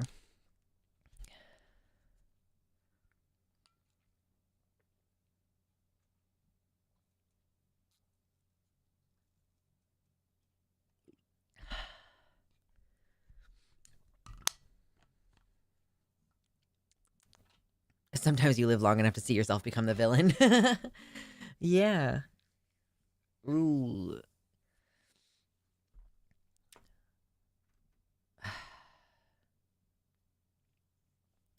Today, I'm less certain and more curious than I was 4 years ago. I've made humiliating mistakes while covering political news because I was previously unwilling to consider or understand the perspective of Americans who vote differently from me. Again, that behavior is not changing. What to expect from Unaligned. I'm hungry for dialogue, a space for in-depth analysis, and a judgment-free zone. Who wants to bet that she's never going to, like, invite an actual dialogue with trans people who disagree with her on this?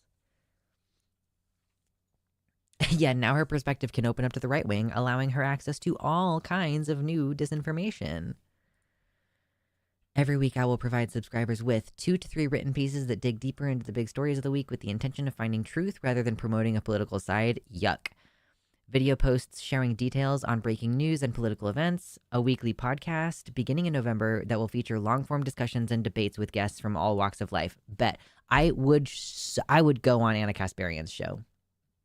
I would. It probably wouldn't be healthy for me, but I would be like, hey, I would be nice and I would be like, hey, I just want to talk to you about some of these disagreements and I want to give you the perspective of somebody who's like not going to be hostile toward you, even though I still firmly disagree with how you've comported yourself in public. Like, I would for sure do that. Engagement in the comments for paid subscribers.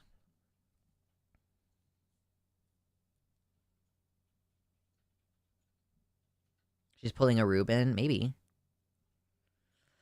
The point of this new project is the pursuit of intellectual freedom and open-mindedness. I want to nurture curiosity without fear of offending the sensibilities of loyal partisans. I reject arguments about the evils of platforming people who are considered too naughty to converse with. I want to facilitate dialogue. Yeah, she's just going to start talking to right-wingers and not talk to left-wingers. She's going to just start considering left-wingers too naughty to converse with, is what's going to happen. I don't know what my political identity or label is, and I'm not even sure I want to be pigeonholed. This is my effort in pursuing extreme honesty and humility in the quest for common ground and truth without the constraints of a tribal identity. Yeah, we'll see who you talk to, Anna. That's the thing. I think you should, dude. No, listen, like, should I look around on her website and see if I can find, like, a submission form that's like, hey, can I request to be on your show? Do you want to have me on your podcast? I don't know. Did she block me for very fair criticisms? I think that she may have blocked me on on Twitter. Did she block me? No, I don't think so. But I don't know if she accepts messages. So I could maybe message her and be like, hey, if you're going to have these debates, I would love to talk to talk to you about this as a person who is directly impacted.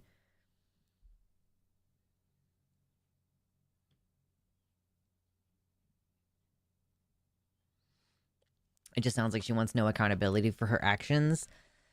I don't think that's an unfair characterization. Why name change of YouTube channel? I did just post a video about that. But long story short, I want my name back, and I don't want to keep talking about the same kind of content as usual. I want to shift the direction. I want to start. I'm gonna start. I mean, the main thing is that I think that making scripted media analysis content doesn't really work on a channel called Luxander.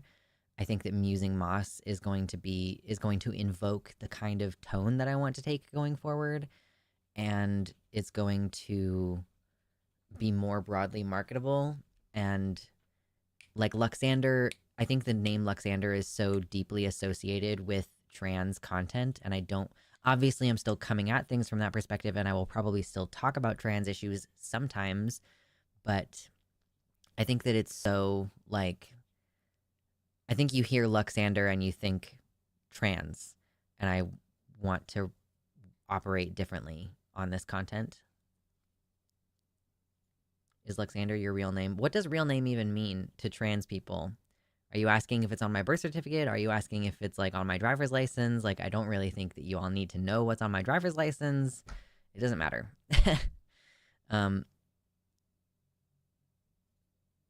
What's up?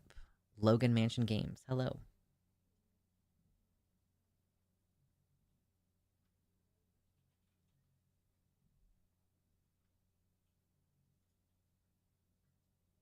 The woke mob not letting me run around the surgery room covered in feces. I know, so obnoxious.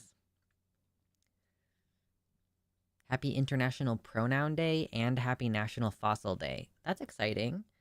Happy National Fossil Day. Okay. Fossil Day. I have several different names that I use in different parts of my daily life.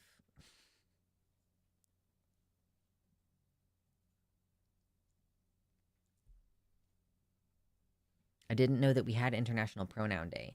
Is that like, is it about hair and pronouns, like blue hair and pronouns?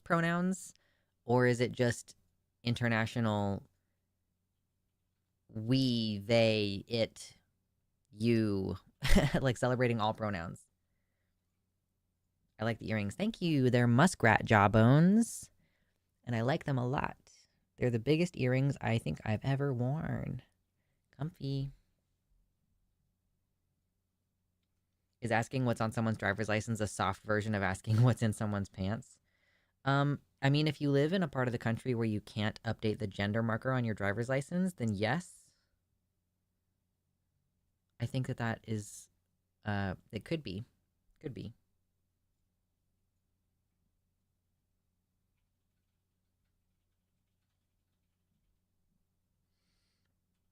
My lips are so chapped right now. I need to stop picking at them and start using Aquaphor, but I have dermatillomania. 44 people here for a relatively chill stream. Okay, I'm kind of done making fun of Anna Kasparian, so I'm going to change the title of the stream. There we go. Let's see if we get any more people in here.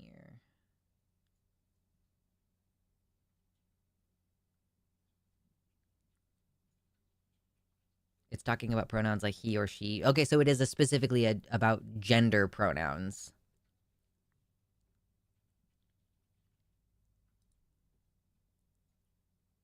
Have you heard of pick pads?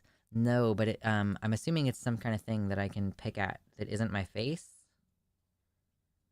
But part of the satisfaction is from the haptic feedback of feeling my skin peel off my face.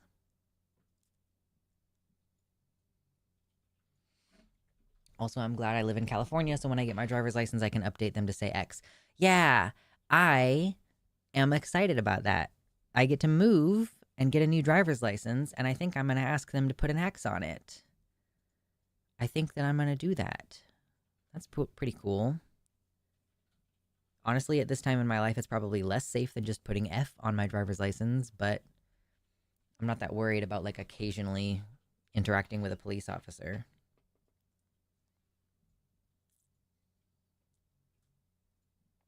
You put beads in a small thing of wax, and it's for picking, you pick them out. Yeah, that sounds fun. That sounds like a good fidget. A good little fidget toy. I also, where is it? I also have my crochet hook. This is the one that I most recently used to make like a ton of little mushrooms that I gave away as favors to my friends at the Renaissance Festival. And it kind of has like this almost sharpness on the hook. And so I'll sit here and do this sometimes. Stimming. Is that a good idea to use X? I mean, yeah, that's the question, right? Is like, anytime someone sees my ID, if they look closely at it, they'll see that I identify as non-binary. But like, I don't know. Can we get a she/it in the pronouns options? Can you put that in the recommendations channel? Like the stream, sorry, what is it called? It's called feedback and suggestions, I think, in the Discord. Because I'm not going to remember. I have to ask the site manager to add pronouns, so...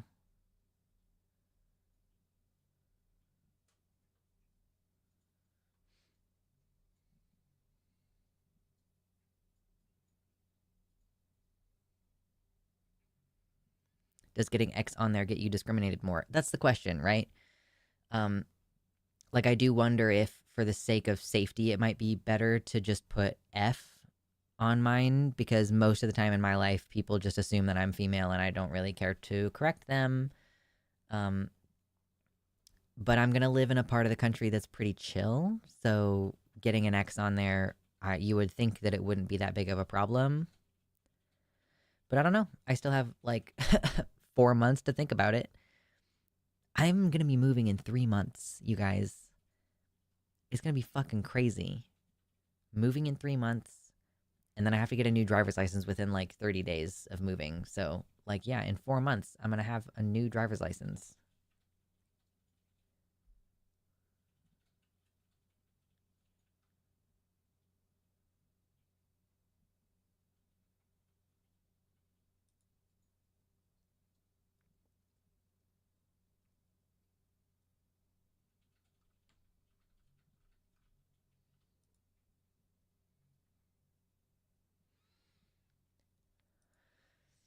Yeah, congratulations. It's like congratulations and good fucking luck. It's gonna be very, very crazy for a bit here, but you know, it's still gonna be good. It's still gonna be a good time.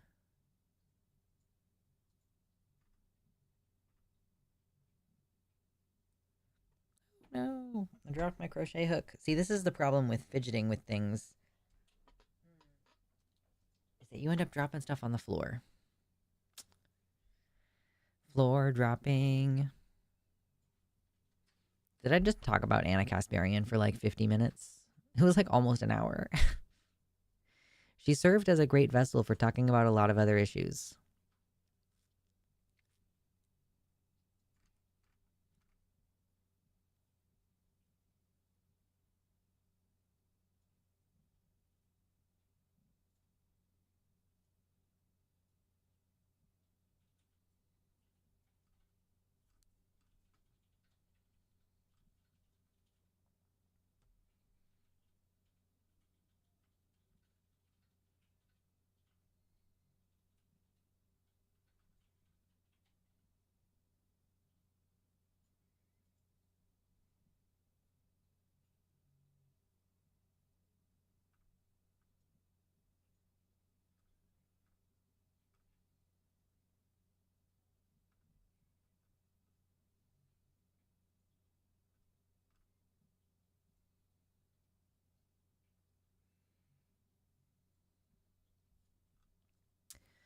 I'm so glad today that I don't know who Asmongold is.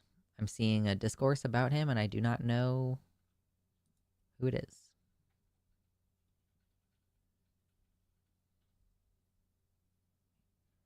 And now I'm seeing something about Liam Payne. Who is Liam Payne?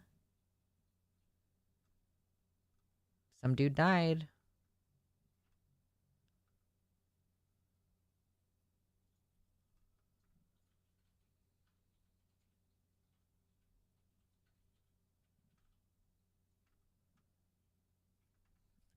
I love not knowing shit sometimes.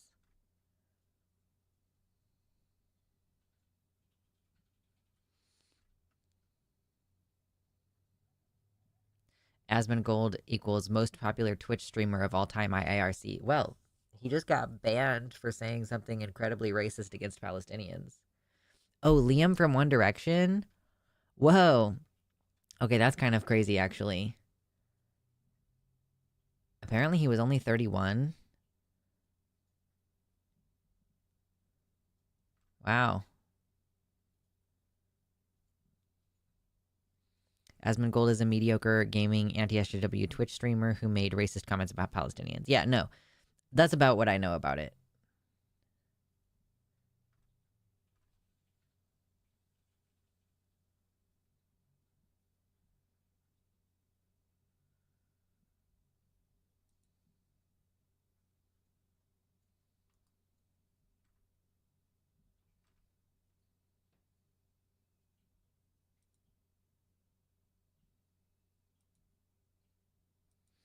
I wonder if it was like drugs or just some obvious COVID related thing.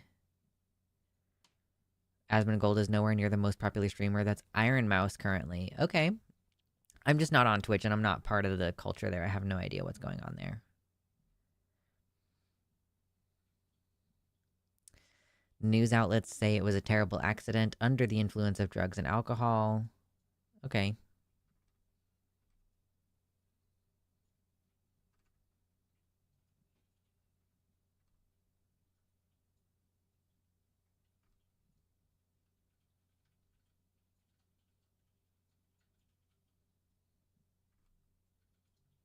Hmm. I'm just like, I don't know what else there is for me to talk about right this second. I'm like, is there anything else going on? What else is going on?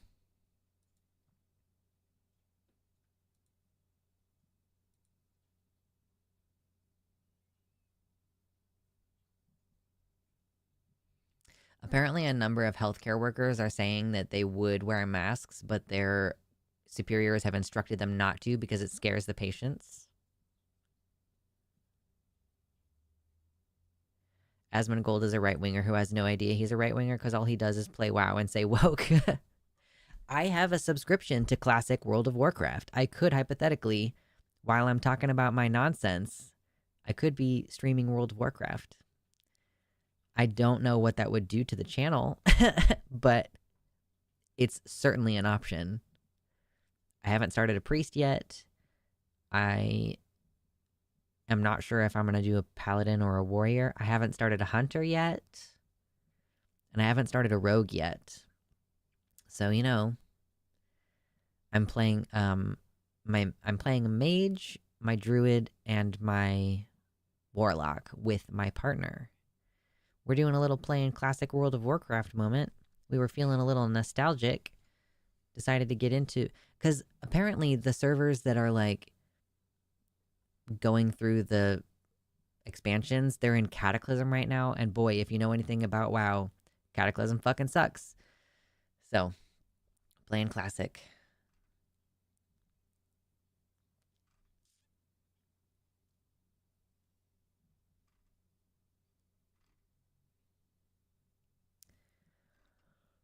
I could maybe play something else. I'm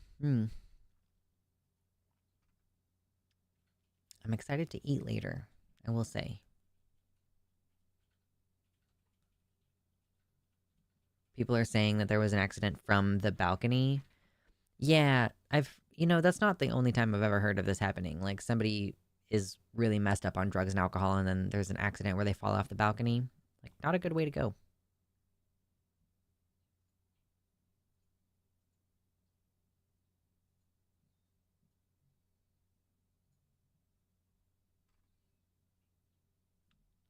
What sort of game genres are you into? I mean, I used to play a ton of city builders. I mean, not like city builders. Like, I've put a lot of hours into a game called Banished, which is like a village builder, kind of. And you have people who have jobs, and you have to make sure they live close enough to where they work and stuff like that. And you produce food and whatever, and you trade for stuff. I used to play a lot of games like that. I'm not sure if I like those kind of games anymore. I've tried things like Oxygen Not Included. I'm not a huge fan of Oxygen Not Included. I think that's a little bit too zoomed in. I like Metroidvanias. I think that's pretty bog standard.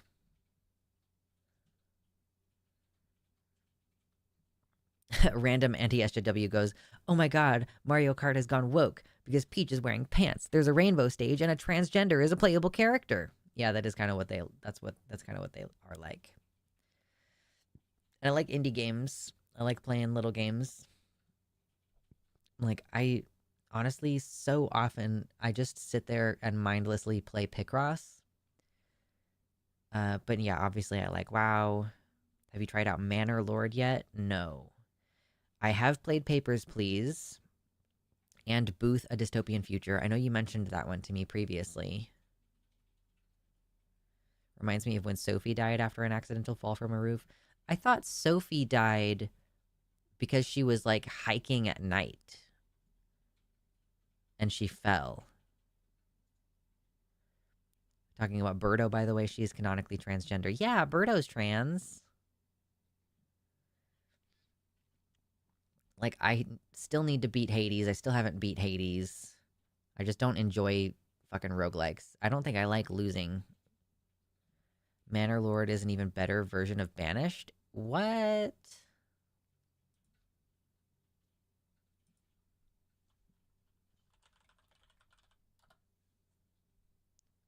Keep in mind also that I hate spending money.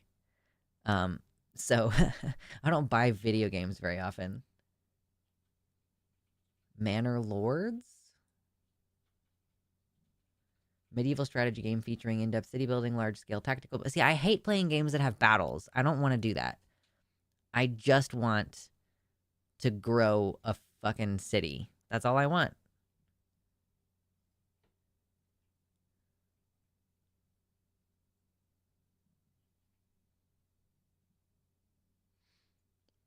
I don't know. Maybe. I'll look into it. If you like Metroidvanias, try Fearmonium, super transcoded. Nice.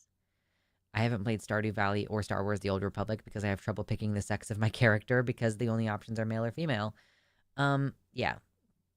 I like Stardew Valley. The convenient thing in Stardew Valley is that it doesn't matter what the gender of your player character is. Like, first of all, you can't really tell a huge difference between them. But you can romance anyone, so it's not like it matters that much. The battles are a pretty minor part of the game in Manor Lord. Okay. You might like playing RimWorld. I did play Star Wars The Old Republic back in the day, but the thing that I hated was that it actually made me fucking do the dialogue thing.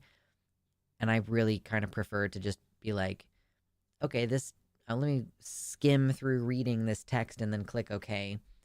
I don't really, because you have to pay attention to your choices. Your dialogue choices make your companion like you or not. Or it's like light side, dark side, whatever. Not a fan. What's up, Mickey? Thank you. Appreciate that.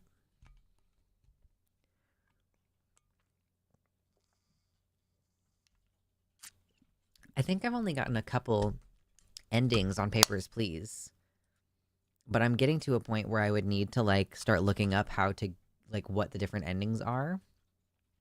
And I feel like that doesn't count. You know what I mean? Oh, wait, shit. Did I unlock all 13 achievements? Hold on.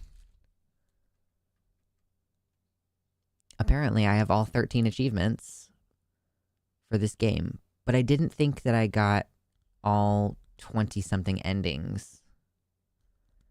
I might still need to do that with Papers, Please.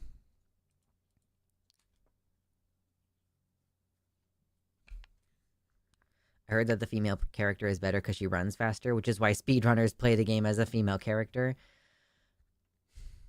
I bet that it's not that she runs faster. I bet that it's that some part of her dialogue is different, or like the dialogue with people reacting to her.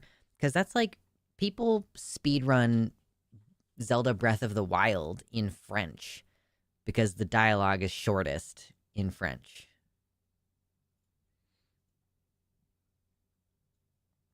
The last time I played Star Wars The Old Republic, I played Sith.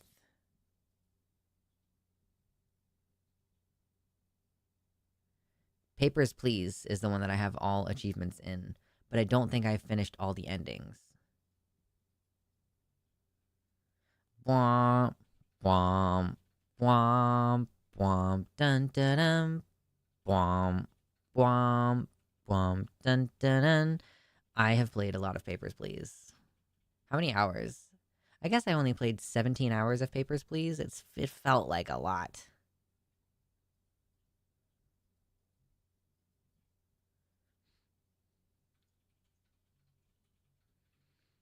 If you liked it, you would like Booth too. Yeah, you mentioned that one, and it seemed like it would be good. It's a vet game, if I remember. Booth? Again, I'm just allergic to spending money. Yeah, I did put this on my wish list. Oh yeah, you're in a food inspection booth. Cool. The government in Papers, Please was slightly based on the USSR. You mean only slightly? Only slightly. Really? Only slightly. But yeah, I could check out Booth. It's not very expensive.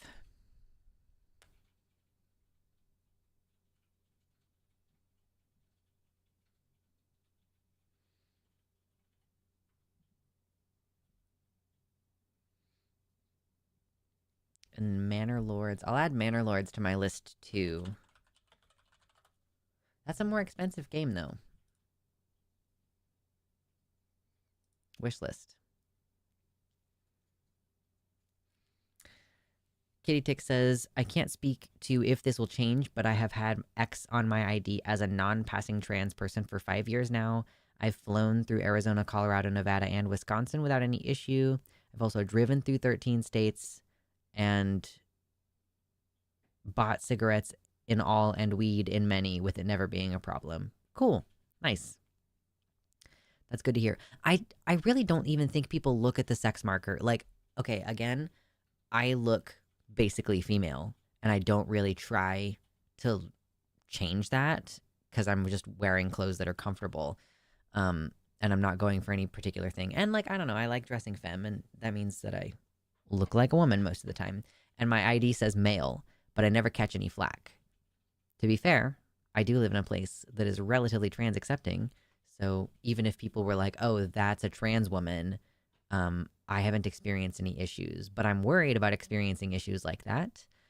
I really don't think it's good for me necessarily that my ID says male right now, especially because I live somewhere conservative. But I think in the place where I'm moving, you can just declare what you want it to say on there, and they don't make you do any extra paperwork or anything. So that's cool. So I'll probably just have it say X. And then if I get it renewed in 5 years and I decide that I don't want it to say X anymore, I can just change it.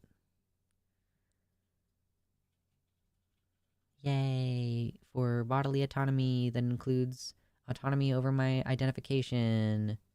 Easily getting identification that matches my appearance. Woo! Yay!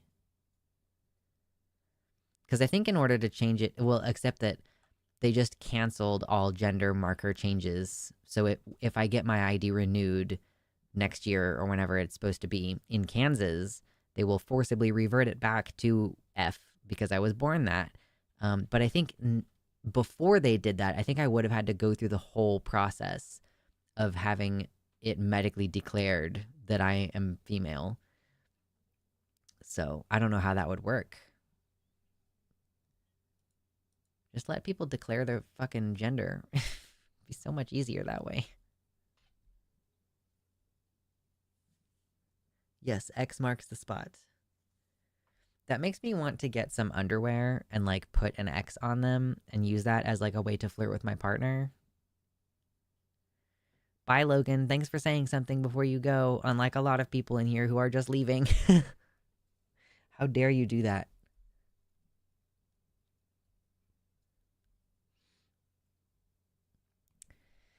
We have not gotten any donations today.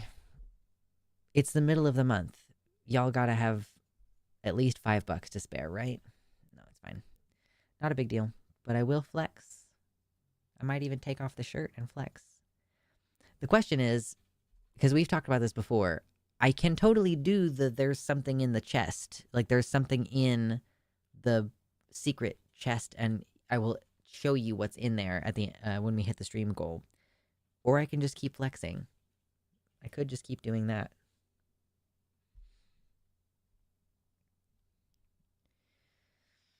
Dun dun dun. Bomb. Bomb. Bomb.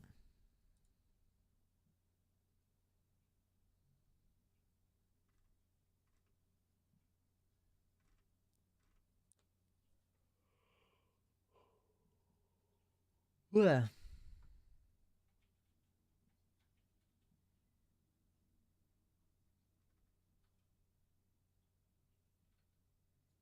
Yeah, who doesn't like a good flex? It's a great question. I can't wait till I can start working out again, which is probably going to be a couple months. Like just in time for me to be moving boxes around all the time. Because I'm recovering from COVID right now and I'm trying not to push myself. And then I'm getting my piercings done next month. And I'm going to probably want to take it a little bit easy for a bit there.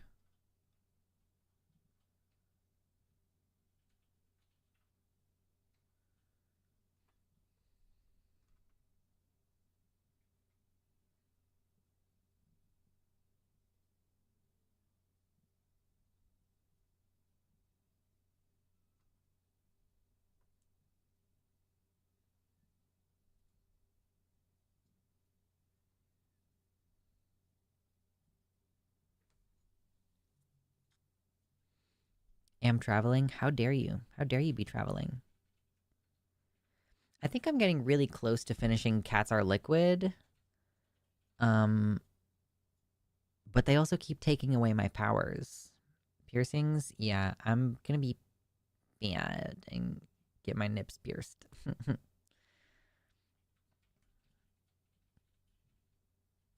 I'm sure you'll see pictures through my shirt on Fansly.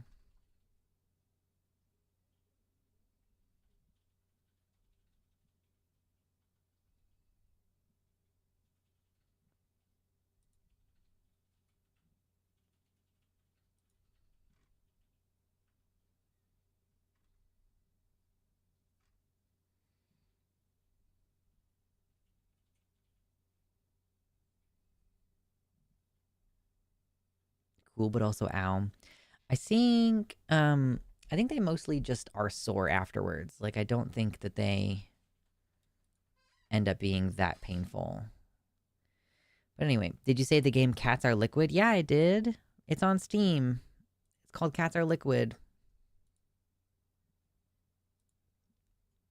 It's this one. Cats Are Liquid. A Light in the Shadows.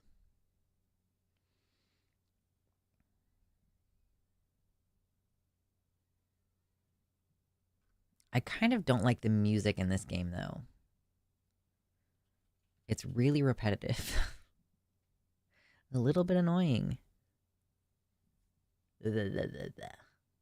Oh man, I haven't played Little Nightmares in forever. Did I ever buy Little Nightmares 2?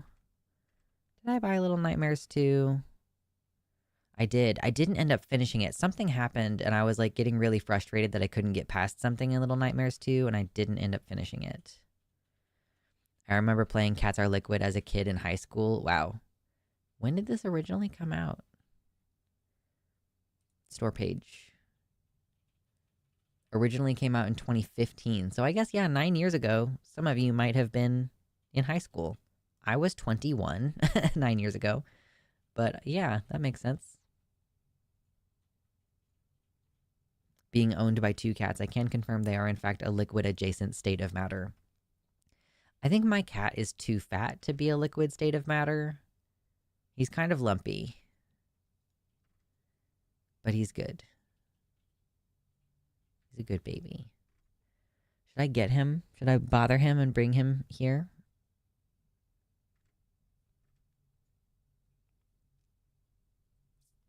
You should play The Adventures of Chris. I have not heard of that one.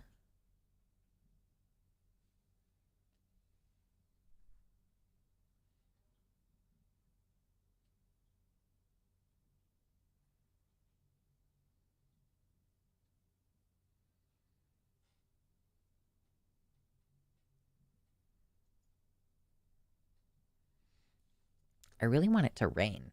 All of a sudden, I'm just like, wow, you know what would be really great is if it just started fucking pouring rain right now. Have you played Stanley Parable? I think I played very briefly the Stanley Parable. I'm familiar with it. Wow, it's gonna be dry as a fucking bone for this next week. Cool. All right, never mind about wanting it to rain then. You should play something on stream though. Oh, well, I'm thinking about it.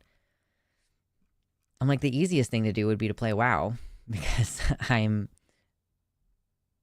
in the zone on playing it right now. But and there's Euphoria HD. Oh, classic. Love Euphoria. I have to turn the sound down if I play a if I play something like Euphoria, it has assets in it that like will catch the copyright filter. It's pretty annoying. What's up, Dank Catlord? Hello.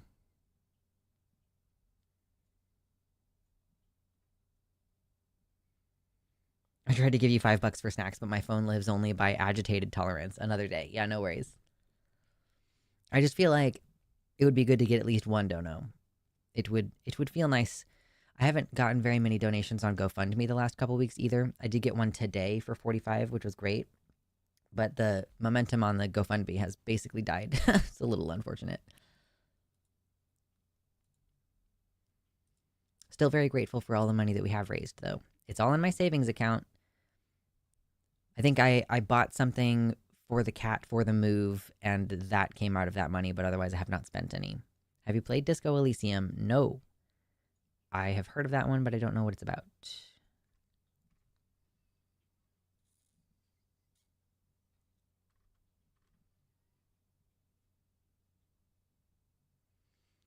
Dead Domain is streaming. Dead Domain is raising money for hurricane relief, which is cool. Mad respect.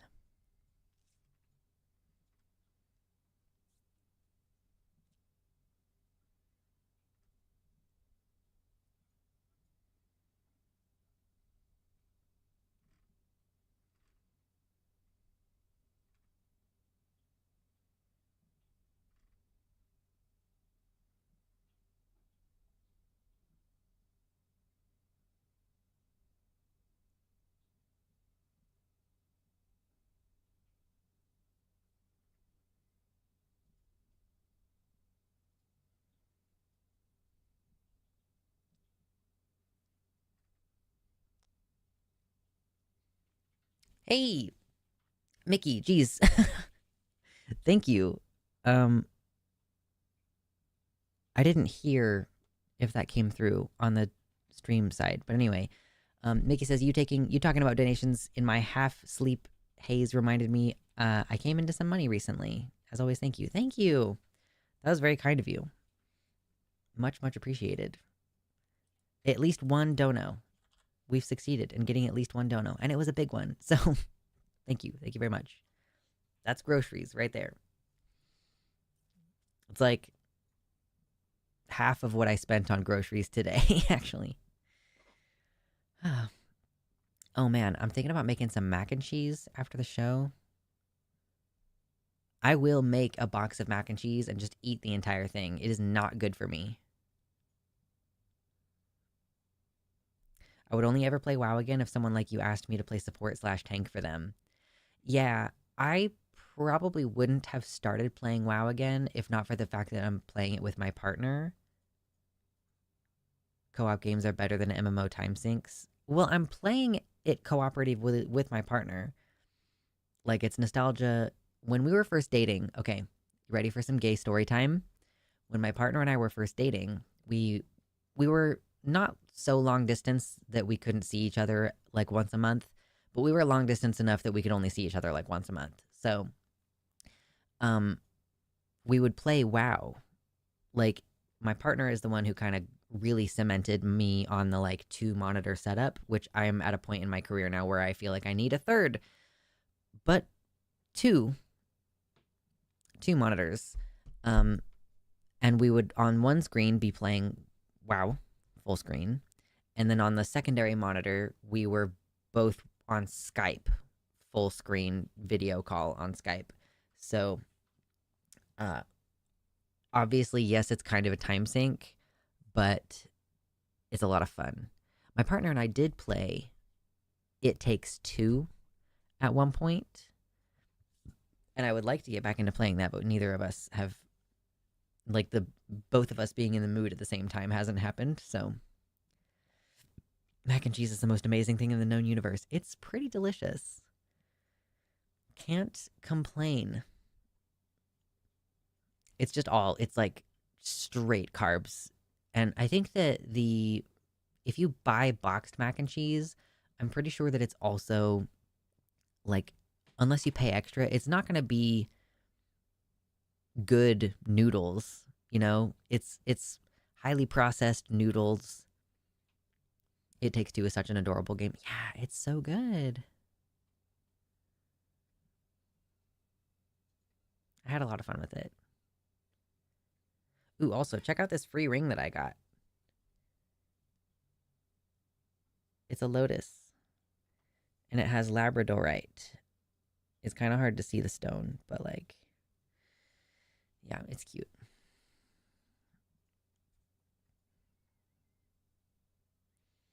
Mm.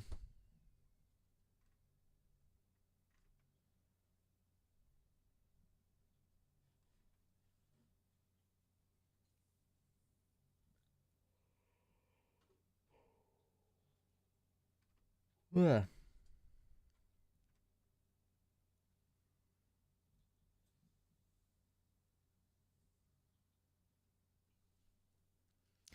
Boxed is definitely on the low end of the most amazing food in the known universe spectrum. Add in some shredded cheese. Oh, yeah. A lot of the time, I do add, like, I might add sour cream or freshly grated cheese to my mac and cheese, which gives it some body. It's not, obviously, but still, it's like it doesn't have any veg in it. Like, you can always add those things, I guess, but what veg am I going to add to mac and cheese? I guess I could roast some broccoli, but we're getting to a point where it defeats the purpose of the instant gratification of mac and cheese. Although sometimes I do open a can of tuna or a packet of tuna and put that in my mac and cheese, which is pretty delicious, in my opinion. Engaged finger? Yeah, you mean the married finger? The married finger? I just don't usually wear a ring, but I wanted to. So now I am wearing one. And I've been married for 12 years. So, I add in chopped olives and mushroom soup to my mac and cheese. Green olives or black olives? And do you mean like a can of like cream of mushroom soup? Noodles with pesto and cheese sounds good. That does sound yummy. I don't have any pesto right now.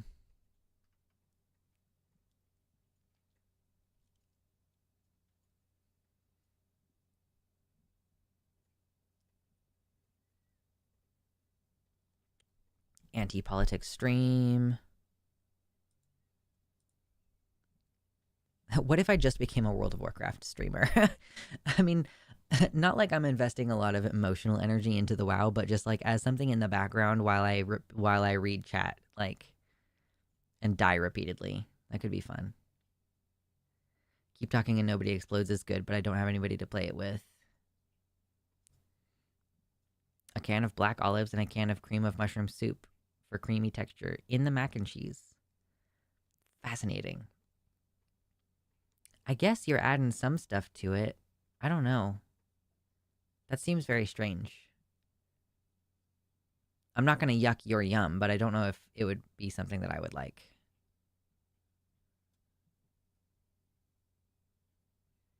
I throw in frozen veg while it's still boiling. Yeah. Like, I could add some frozen peas to some mac and cheese, and it would probably not impact the flavor that much, but it would be, like, a lot of good nutrition. I can't remember if I have frozen peas right now. I might. Oh, man. I'm fully in, like, now you're making me hungry mode. I don't think I ate enough earlier today.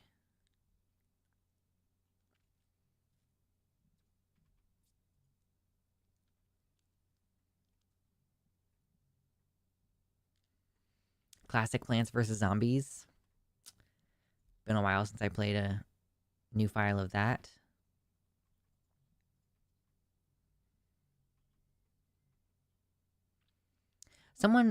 I think I was given Hollow Knight as a gift, and I played a little bit of it, and then I don't think I've played it since then. The hungry mode is a two-way street. I'm making you hungry, you're making me hungry. I could be extra mean and go get a snack, and then just eat a snack in front of you on stream. Which is tempting. Oh, Plague Inc. I love Plague Inc. It's different now. The world is different now.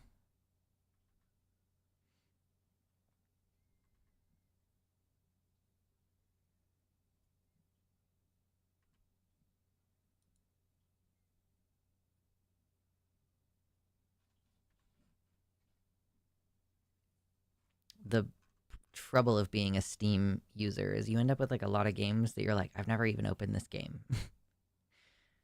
Or like, I played this game for almost 300 hours and then I uninstalled it. I'm using Moss Cooking Channel.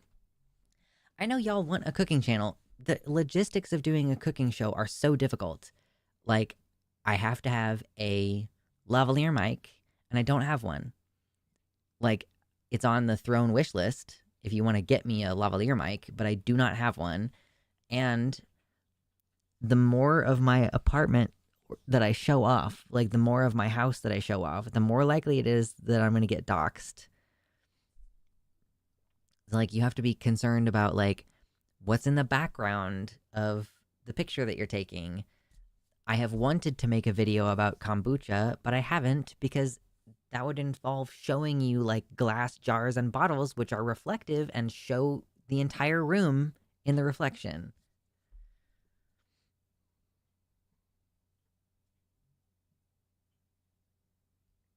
I do like the idea of cooking sometimes on the show, but it's like the logistics are just crazy. And my computer is not in the kitchen, obviously. So it's like, do you just stream from your phone? Do you do it off of a laptop? Logistics.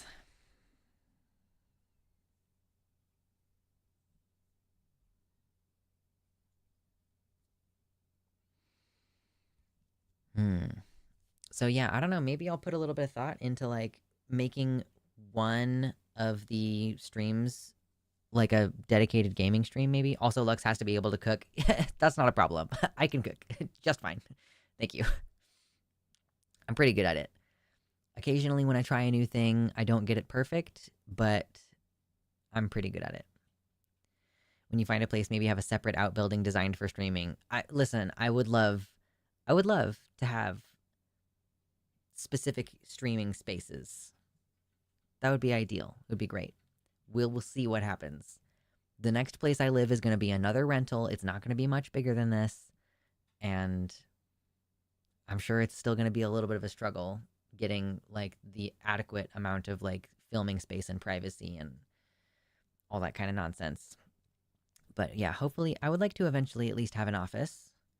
It would be cool, I guess, if there was like a way to film in the kitchen that didn't feel like it was going to dox me. But we will find out someday, hopefully. Fingers crossed.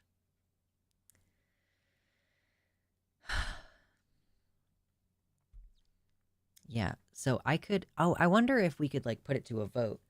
Not today, because I'm probably not gonna start a game this late in stream. But, yeah, if we, like, talk for an hour and then spend the rest of the time playing some kind of game, that could be good. And, like, put it to a vote. Like, what game do we want to play?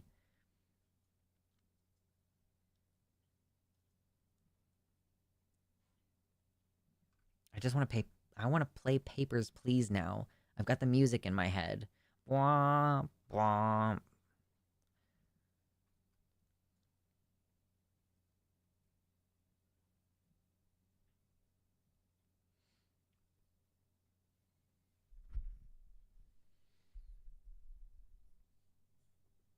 Yes.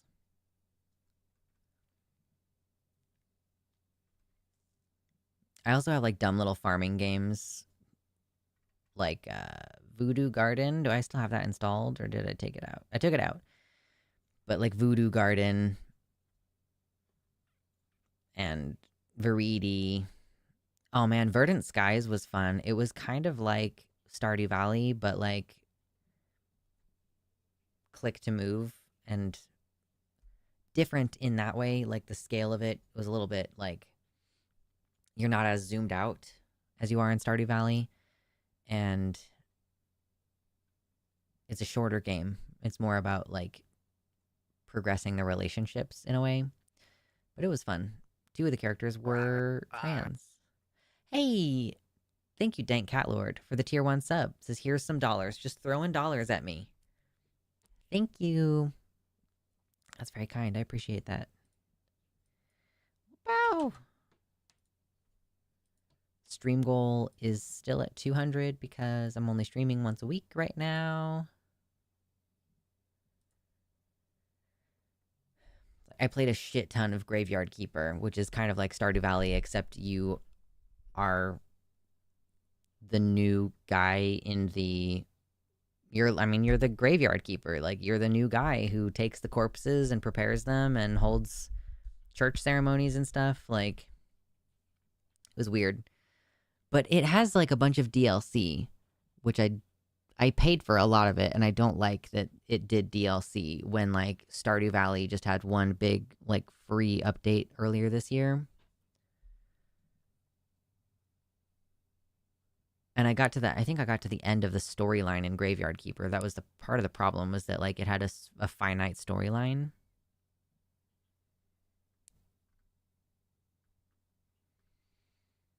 Ah, we love Mountain. Mountain's always good.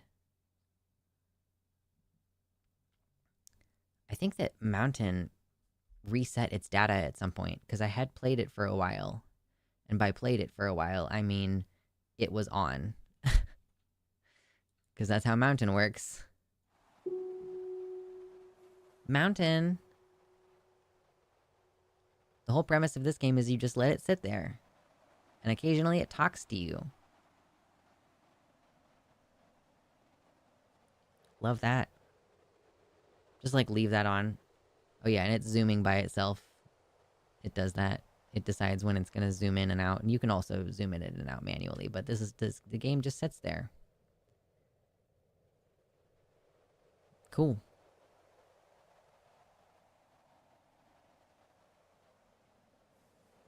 Occasionally, the mountain says something. It gains sentience and thinks about stuff.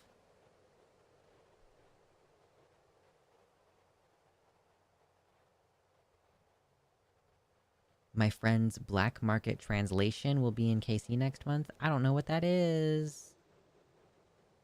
But yeah. If you DM me, I will try to remember to check it.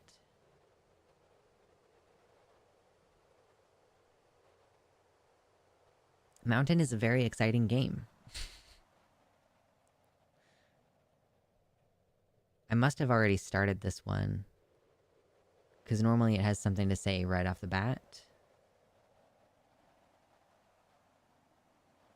Yeah, it's just a peaceful little thing, and he occasionally talks to you.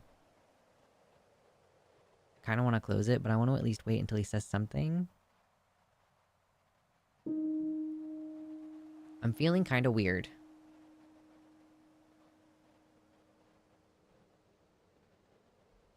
That's what it said. That was it.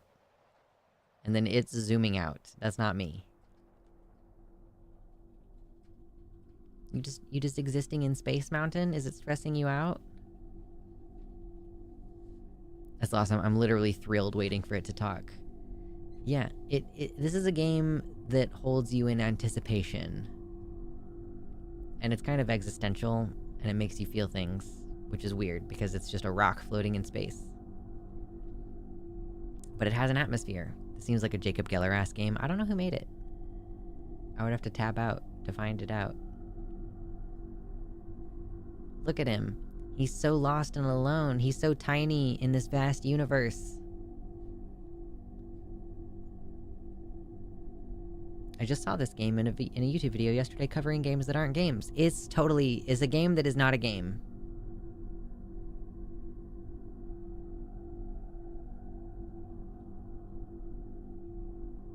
Alone in a vast emptiness.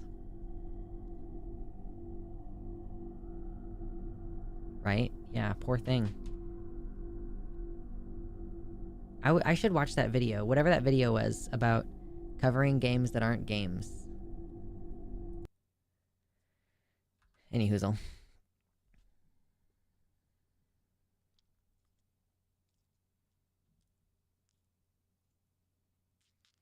Jacob Geller, the video essay guy.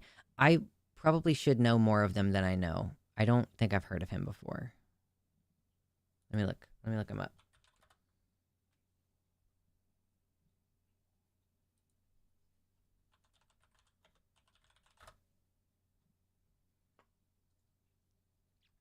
Yeah, I don't think I've seen any of his content before. He's got 1.29 million subscribers. Jesus. Man, I hope that my video essays do well. I'm excited and terrified. If I have to resume doing daily political content, I'm going to be pissed. Can I post link here? Yeah, you should be able to.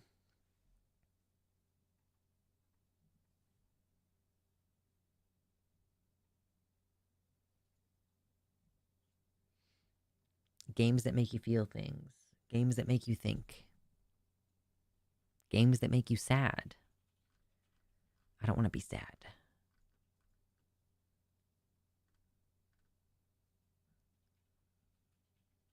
Was Jacob Geller the one who did the video about games that aren't games? I'll find it later. It's fine. Not a big deal. Perfect academic. There we go. Oh, it was from Jacob Geller. Okay, yeah. Someone in the YouTube chat says there's a Jacob Geller-ass game. And then, okay, that makes sense.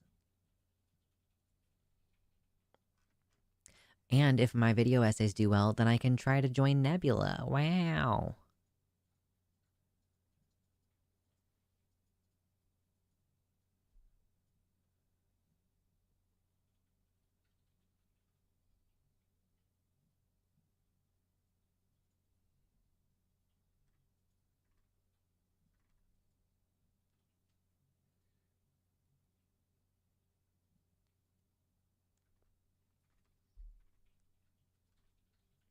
Might actually watch more video essays now.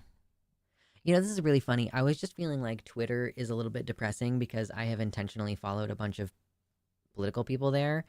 Um, and I was like, oh yeah, I want to start following people who are more like, yeah, maybe more like thoughtful, maybe more video essay type people who are going to post about movies and stuff. And so I've been following this guy, David Lightbringer, who makes A Song of Ice and Fire content. And then I followed him on Twitter. And the main thing that he talks about on Twitter is the Biden and Harris support of the genocide in Gaza. I'm like, okay, David, all right, all right, all right, calm down. I wanted to hear you talking about fucking Game of Thrones, but no, apparently not.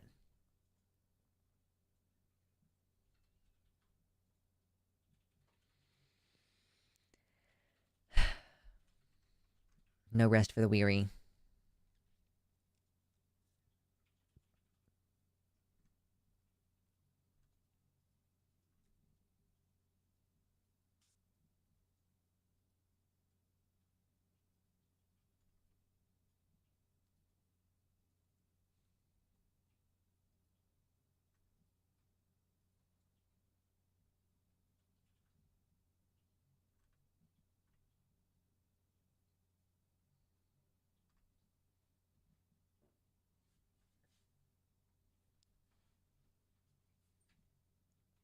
Film Crit Hulk on Twitch is a boss. Yeah, I guess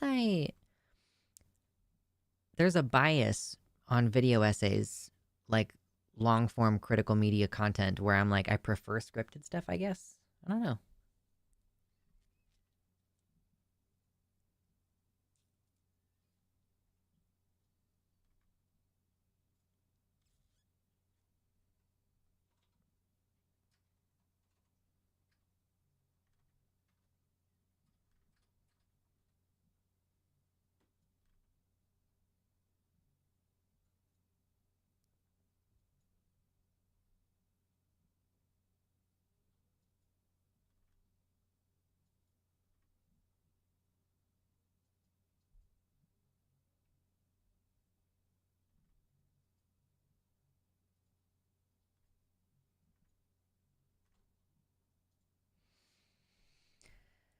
Oh gosh.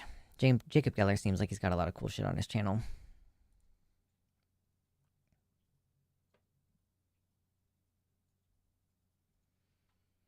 But yeah, I think so for Sunday, I'm going to take the stream day off on Sunday and just relax. I mean, my partner and I might go to the fucking pumpkin patch or something, but I'm just going to not work is the point. And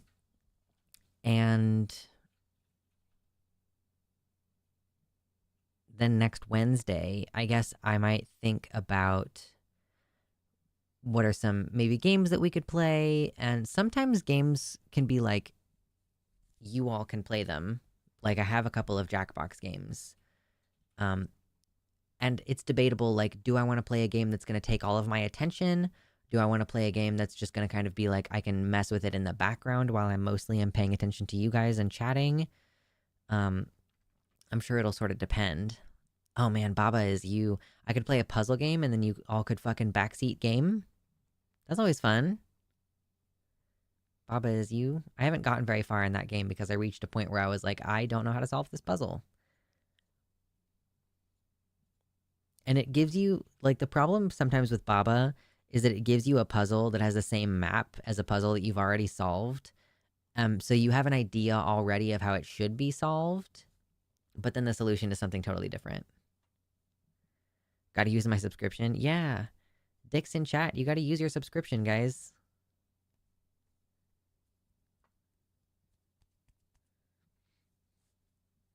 Have you heard of the line? I hear they have a great host like you. Nuh-uh. Yeah, I'm not gonna be on Transatlantic tomorrow. I don't know. I don't know what's up with the schedule this month.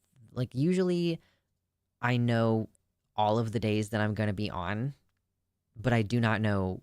They just haven't gotten the schedule figured out this month. I don't know what the problem is. So, I will find out next week if I'm gonna be on next week. But so far, I've only been on once in October, and we have 5 Thursdays in October. So I'm hoping that I can get on at least one more, if not the last 2 of the month. That would be optimal.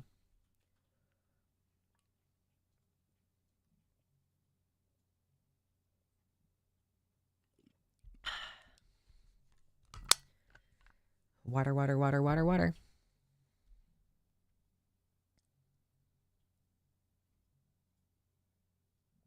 Ooh, we're building a Dix combo. Even if you don't have a sub, you can add to the Dix combo. Can we do a combo? Combo breaker? Can I contribute to that? I can. Nice.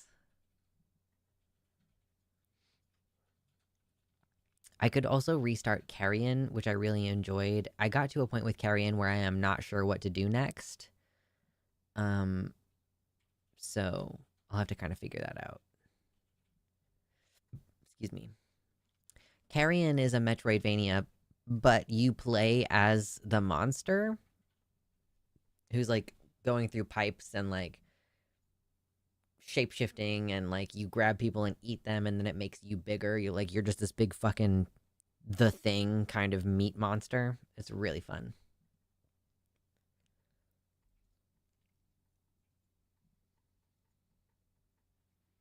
You broke it, Dank Cat Lord. No. No. How could you? How could you do such a thing? I also got Death's Door, and I played it for like an hour, and then I didn't get back into that either. Got a lot of games.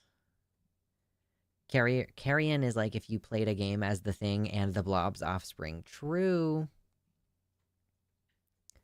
I'm so sorry, Darth Gently. You don't have a sub. Dix is sub only.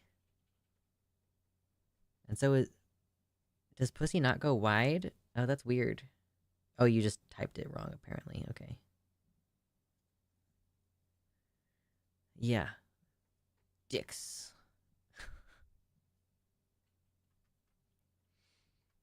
So yeah, I got plenty of games to choose from that we can play. And I'll probably plan to play... I'll pick one game, or I'll pick a couple games and we can vote on it. And we'll do that next time. Come on. Dix shouldn't be paywalled.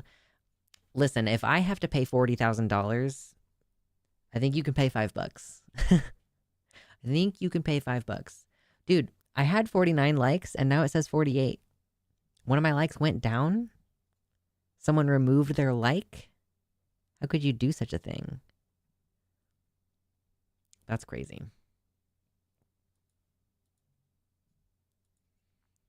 But yes, I'll prepare for next time.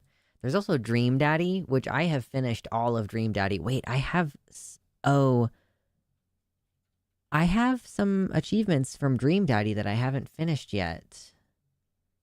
Get bad Amanda ending. Well, that's going to be hard to do. That's going to be sad. And then earn an 18 hole-in-ones at Pirate Mini Golf. That's a mini game, and it was fucking annoying.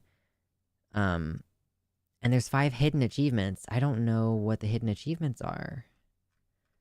But Dream Daddy's a lot of fun.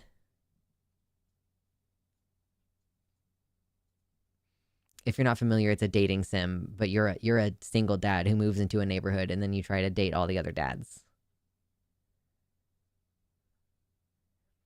We could do a Dream Daddy where you all make the choices. Like maybe if I put like polls in the YouTube chat and I made you all like vote. Ooh, that could be fun. Dream Daddy was made by the Game Grumps, which is so fun.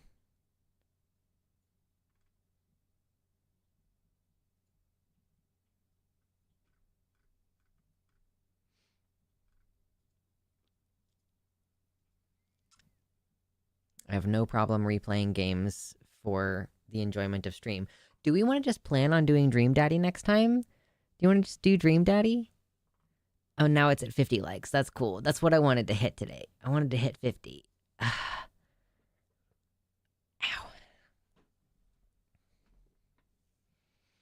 Dream Daddy.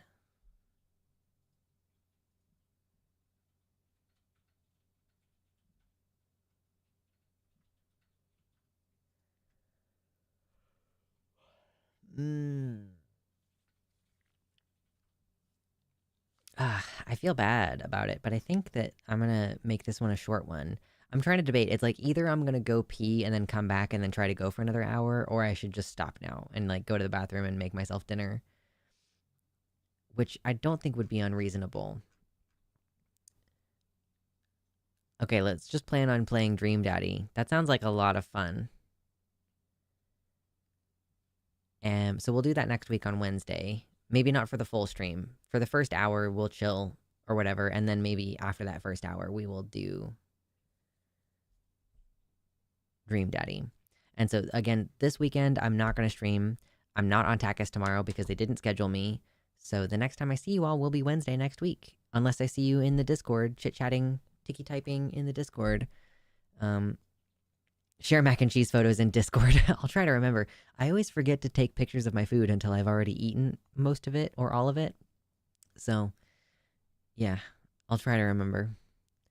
But I'm going to call that for tonight, I think. And don't forget that next week you'll be able to look forward to seeing my video essay. It's kind of not an essay, it's just a formalized, yo, I'm changing the content. Here's some context for why. And in kind of contextualizing it in the broader community of YouTube political commentators who don't do that anymore. But yeah, so that's the plan. And I think that's it for announcements. So I will see you all next week. Wow.